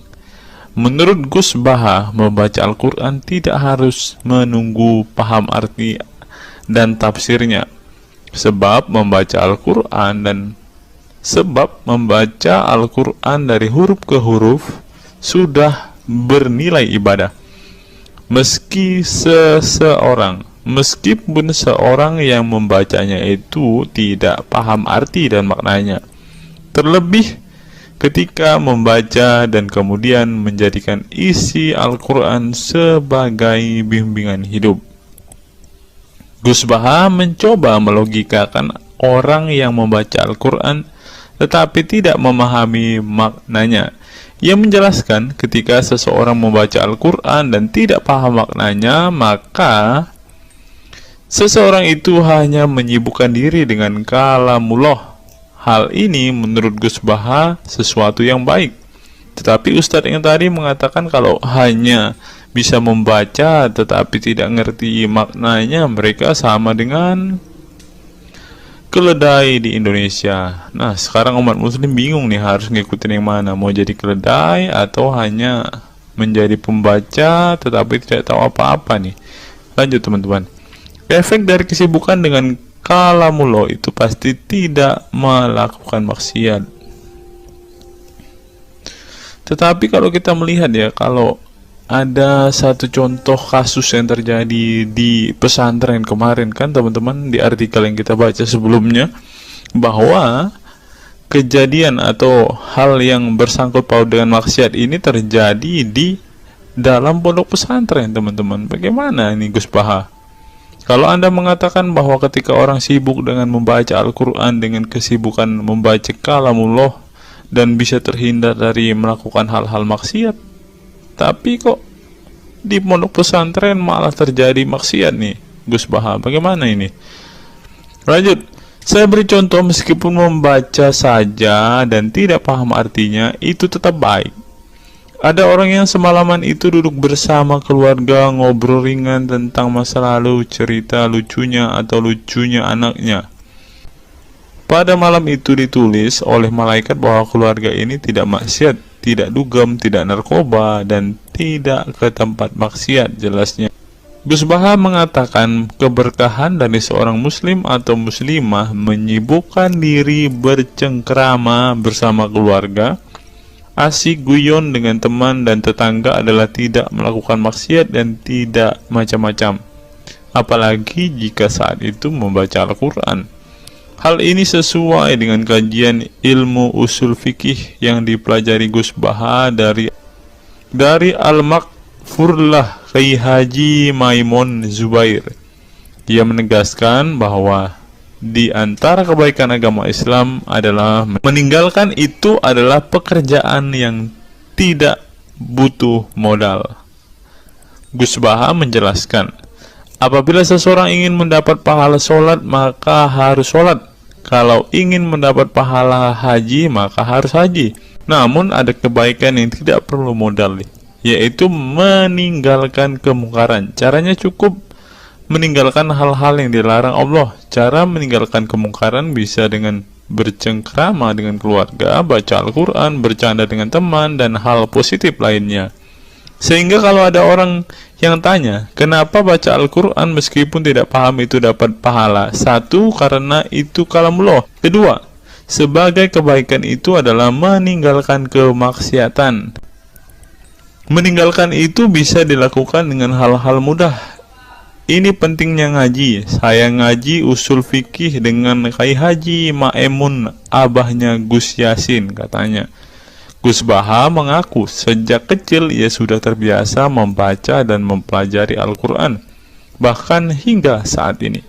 Kebiasaan Gus Baha mempelajari Al-Quran yang berlangsung puluhan tahun ini membuatnya memiliki kecintaan yang mendalam dengan kitab suci yang diturunkan kepada Nabi Muhammad itu.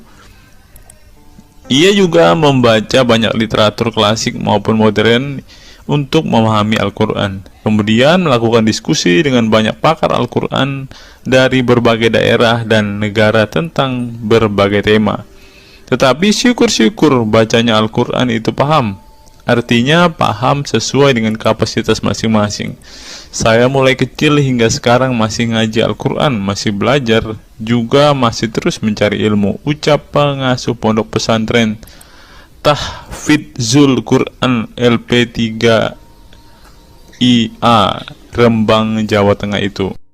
Nah teman-teman, setelah mendengarkan apa yang dikatakan Ustadz Munzir Situmorang dan juga Gus Baha ini, taulah kita sekarang mengapa ketika ada debater-debater Islam yang berdebat dengan saudara-saudara apologet-apologet Kristen kita, mereka tidak paham sama sekali dengan Quran mereka, dengan hadis mereka, karena ya seperti ini teman-teman.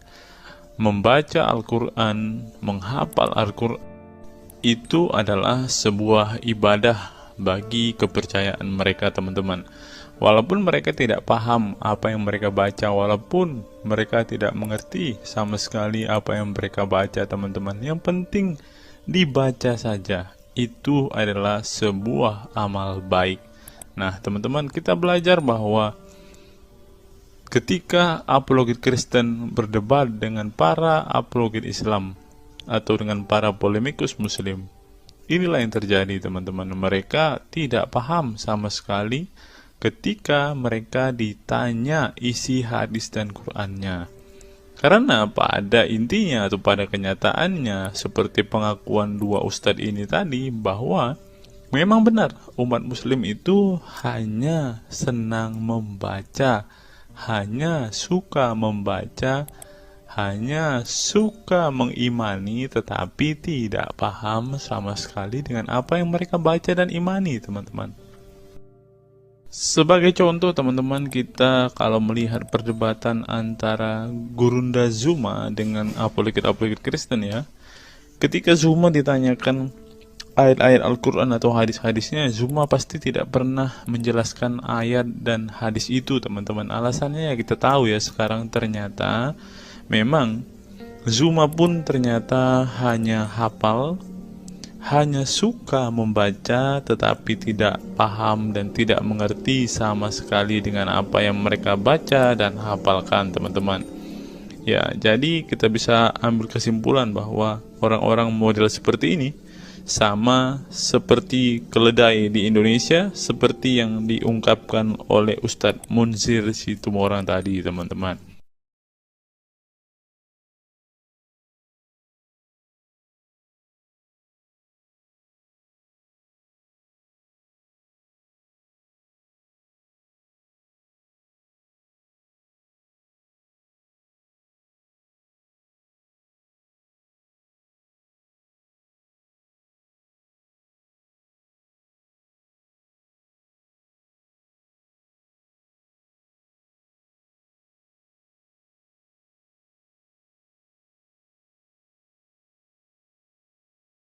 Fenomena pemurtadan dan kelompok Islam radikal. Sejumlah sarjana Islam mengemukakan hukuman seorang murtad adalah hak prerogatif Tuhan, bukan wewenang manusia. Masalah pemurtadan selalu menjadi isu penting dalam sejarah wacana keislaman. Dalam Islam, tindakan atau sikap seseorang muslim meninggalkan agama Islam, baik dengan perkataan maupun dengan perbuatan, disebut dengan ridah atau irtidad dalam bahasa Arab. Dan orang muslim yang melakukan tindakan ini disebut murtad. Nah, seperti yang dikatakan oleh Yakut tadi teman-teman, dengan mengatakan toa itu seperti gonggongan anjing, dia sudah murtad teman-teman. Itulah sebabnya saudara-saudara muslim menganjurkan dia untuk istighfar dan mengucapkan 2 kalimat syahadat kembali. Lanjut. Seorang dikatakan murtad belum tentu mereka pindah atau konversi ke agama baru. Bisa juga mereka kemudian memilih untuk tidak beragama, menjadi sekuler, ateis, agnostik, dan lain sebagainya. Masalah pemurtadan ini bukan hanya diskursus dan fenomena eksklusif dalam Islam saja, tetapi juga dalam agama-agama lain. Ya, ada banyak pendapat di kalangan sarjana muslim tentang status ridah dan bagaimana seharusnya memperlakukan seorang murtad. Ada yang berpendapat ridah adalah masalah kepolitikan, bukan masalah teologi keagamaan, sehingga orang yang keluar dari Islam murtad tidak perlu dikenai hukuman apapun, termasuk hukuman pembunuhan. Karena itu akan bertentangan dengan doktrin Islam dan Al-Quran yang menggaransi kebebasan bagi seseorang untuk beriman dan beragama atau tidak beriman dan tidak beragama. Bagi mereka, sejarah hukuman pembunuhan bagi orang-orang yang keluar dari Islam lebih mengacu pada fenomena dan alasan sosial politik belaka. Dengan kata lain, kata murtad bagi mereka mengacu pada pengertian pembangkangan politik ketimbang pemberontakan teologis. Tak ada konsensus mengenainya. Tetapi ada pula yang berargumen bahwa masalah pemurtadan adalah masalah teologi keagamaan, sehingga orang yang mendeklarasikan diri keluar dari Islam harus dihukum bunuh seperti yang dipraktikkan oleh generasi Islam pasca wafatnya Nabi Muhammad. Menariknya, sejumlah sarjana Islam terkemuka, baik klasik maupun kontemporer, baik Sunni maupun Syiah, sebut saja seperti Muhammad bin Ahmad al-Saraki, Abu al-Walid al-Baji, Ibrahim al-Naqi, Ibnu al-Human, Buharuddin al-Mahinani, hingga Ali Goma, Husin Ali Mutazir, Zafir Ahmad Gamidi, dan Torik Ramadan menyatakan tidak ada konsensus dari para ulama tentang hukuman bunuh bagi seorang murtad. Mereka juga menegaskan bahwa hukuman seorang murtad adalah hak prerogatif Tuhan, bukan wewenang manusia. Nah, sekarang kalau kita melihat, ada seorang ustadz mengatakan, siapa namanya itu, Abdul Somad bilang, bagi yang murtad darahnya halal. Nah, gimana ya dengan Abdul Somad ini teman-teman? Dia sudah tidak menghidupi apa yang diajarkan oleh pendahulu-pendahulunya teman-teman. Lanjut, masalah sejarah dan fenomena pemurtadan dalam Islam ini dengan baik dikupas oleh Abdullah Said dalam Freedom of Religion, Apostasy and Islam, atau Taha Jabir Al-Wani dalam Apostasy in Islam, A Historical and Scriptural Analysis. Tulisanku ini tak bermaksud membahas secara lebih dalam dan detail tentang pemurtadan ini, tetapi ingin menyajikan sejumlah fenomena pemurtadan di kalangan masyarakat Islam kontemporer, di mana banyak orang-orang yang memilih keluar dari Islam bukan lantaran menghadapi peliknya masalah teologi keislaman misalnya, melainkan dikarenakan telah muak menyaksikan perilaku Islam itu sendiri, khususnya kalangan muslim ekstremis. Nah, ini juga yang buat saudara-saudara kita muslim murtad teman-teman. Nggak tahu ya Abdul Somad termasuk orang yang Islam atau muslim yang ekstremis atau enggak ya, karena dia bilang Siapa yang murtad, darahnya halal. Bisa jadi Somad salah satu Islam ekstremis. Berikutnya, faktor trauma. Bagi kelompok Islam militan konservatif, pemurtadan adalah tindakan haram dan kaum murtad harus dibunuh. Tetapi mereka tidak menyadari bahwa banyak kaum Islam yang memilih menjadi murtad justru karena mereka trauma dengan perilaku brutal kelompok radikal Islam itu sendiri. Lihat misalnya penuturan sejumlah mantan muslim dalam buku Living Islam, Apostate Speak Out, yang diedit oleh Ibnu Warak. Nama samaran seorang pensiunan Islam kelahiran Rajkot, India. Dalam buku yang sangat provokatif ini, sejumlah ex-muslim bersuara keras memberi kesaksian tentang kebobrokan perilaku kelompok muslim radikal di negara-negara yang mayoritas berpenduduk muslim seperti Pakistan, Bangladesh, Aljazair, Iran, Afghanistan, dan lain sebagainya. Para penulis buku ini sebelumnya merupakan para sarjana aktivis muslim yang taat saleh sampai akhirnya mereka menyaksikan momen-momen mengerikan dalam hidup mereka hingga akhirnya mereka menyatakan goodbye pada Islam. Lihat teman-teman, mereka ini adalah saksi keekstriman Islam, teman-teman. Kini mereka memilih menjadi Kristen, agnostik, ateis, humanis, sekularis, free thinker, dan lain sebagainya. Setelah mendeklarasikan dari emoh pada Islam, mereka kemudian pada umumnya memilih tinggal di Barat, khususnya Amerika Serikat, Kanada, Eropa Barat, dan Australia. Karena kalau mereka tinggal di Arab ya pasti dipenggal, teman-teman.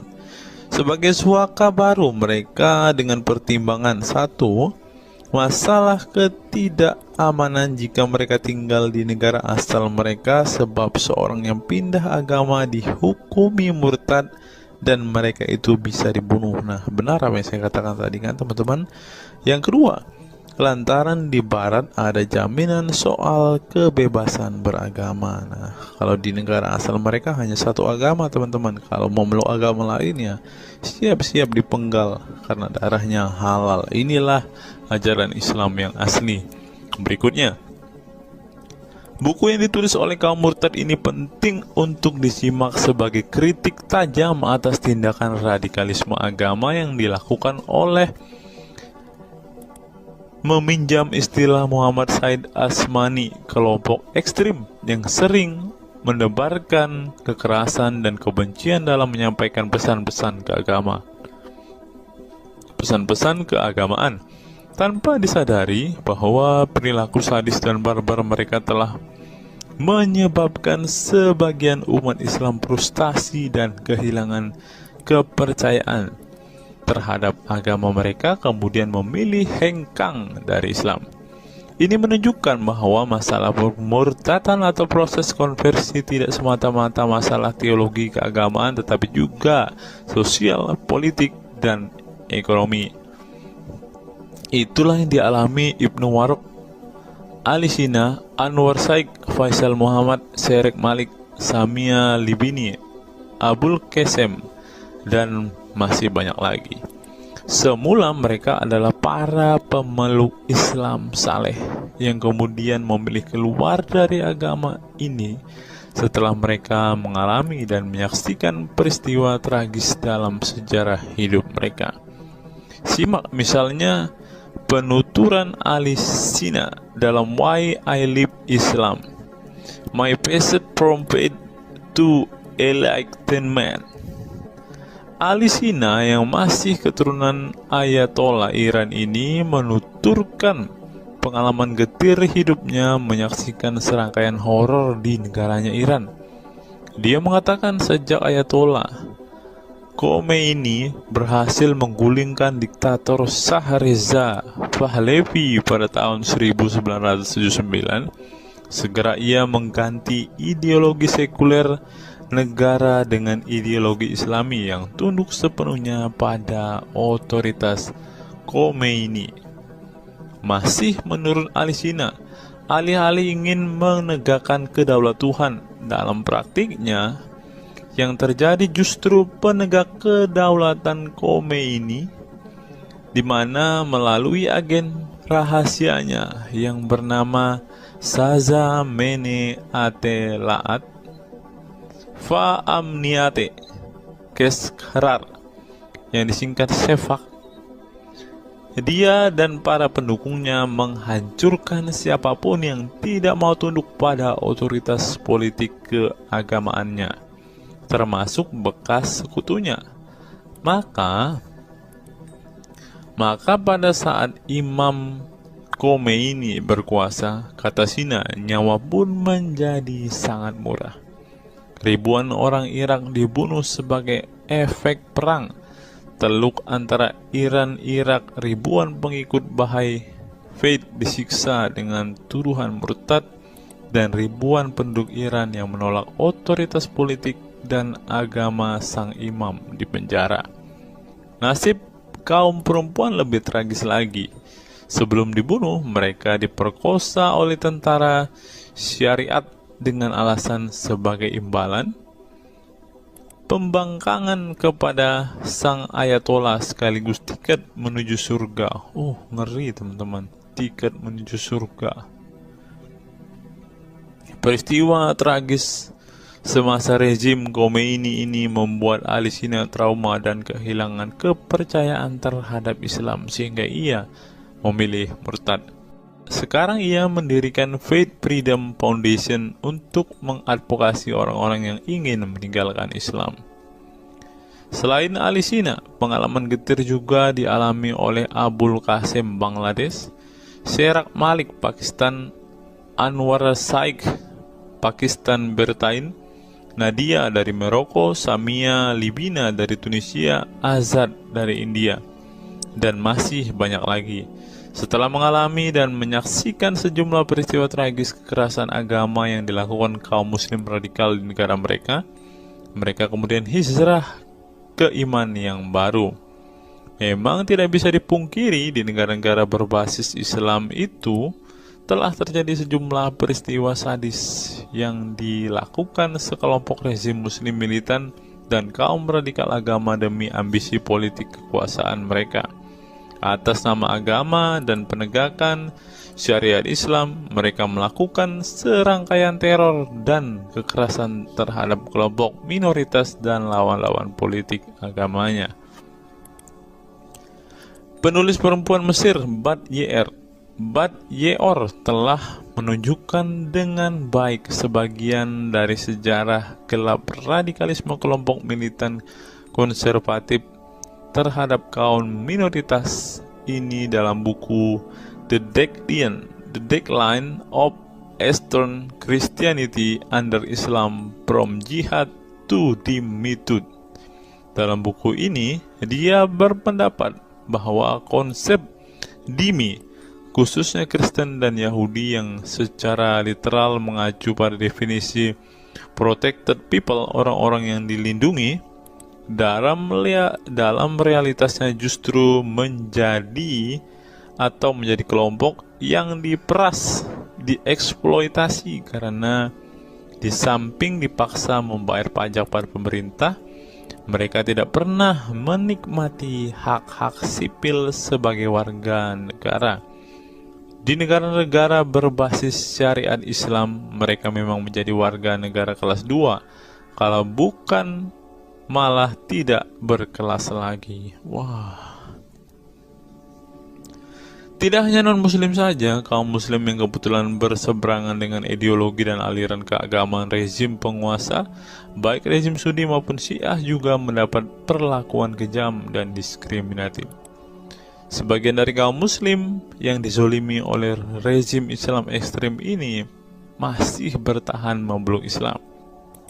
Tetapi sebagian lain lebih memilih kabur ke negeri lain dan emoh memeluk Islam lagi. Ilustrasi di atas merupakan peringatan keras sekaligus memberi pelajaran berharga bagi umat Islam. Dengarnya saudara-saudara Islam, khususnya kelompok muslim militan konservatif yang selama ini getol berdakwah dengan cara-cara kekerasan dan intoleran. Perilaku brutal dan aksi-aksi kekerasan yang mereka lakukan tidak hanya menyebabkan simpati publik terhadap kaum muslim merosot, atau melorotnya tingkat kepercayaan publik terhadap Islam sebagai agama damai, toleran, pluralis, dan rahmatan lil alamin. Tetapi lebih dari itu, tindakan konyol kaum radikal agama ini telah menyebabkan pemurtadan sebagian umat Islam itu sendiri. Kedepan kaum muslim harus menebarkan Islam dengan cara-cara damai, santun, dan toleran, bukan dengan tindakan keras, kasar, dan intoleran yang justru merugikan Islam dan kaum muslim itu sendiri. Jika memang Islam itu agama rahmat bagi alam semesta, maka buktikan itu dengan tindakan nyata. Wallahu alam bishawab. Nah, itulah fakta-fakta yang bisa saya sampaikan pada kesempatan hari ini, teman-teman. Kiranya fakta-fakta ini dapat membuat kita semua sebagai umat Kristen semakin bersemangat berdoa, terlebih memberitakan Injil kepada saudara-saudara muslim kita yang benar-benar rindu, yang benar-benar ingin dan haus mendengarkan kabar baik, teman-teman. Karena Alkitab memang mengatakan ada orang-orang yang hatinya sudah tertutup untuk Injil dan mereka tidak akan pernah mendengarkan kabar baik itu. Bagi saudara-saudara muslimku, segeralah murtad, karena sesuai dengan apa yang kita bacakan hari ini, banyak sekali fakta-fakta yang di luar nalar yang bisa menjadi alasan kalian untuk meninggalkan agama Islam. Apa pendapat teman-teman setelah menyimak video ini? Silahkan tuliskan komentar waras teman-teman di kolom komentar video ini, agar banyak orang semakin waras dan semakin sadar bahwa hanya Yesuslah satu-satunya Tuhan dan Juru Selamat. Hanya Yesuslah satu-satunya yang menyediakan surga bagi setiap orang yang percaya kepadanya. Salam waras, salam sadar. Sampai bertemu di video-video kita berikutnya. God be with you all.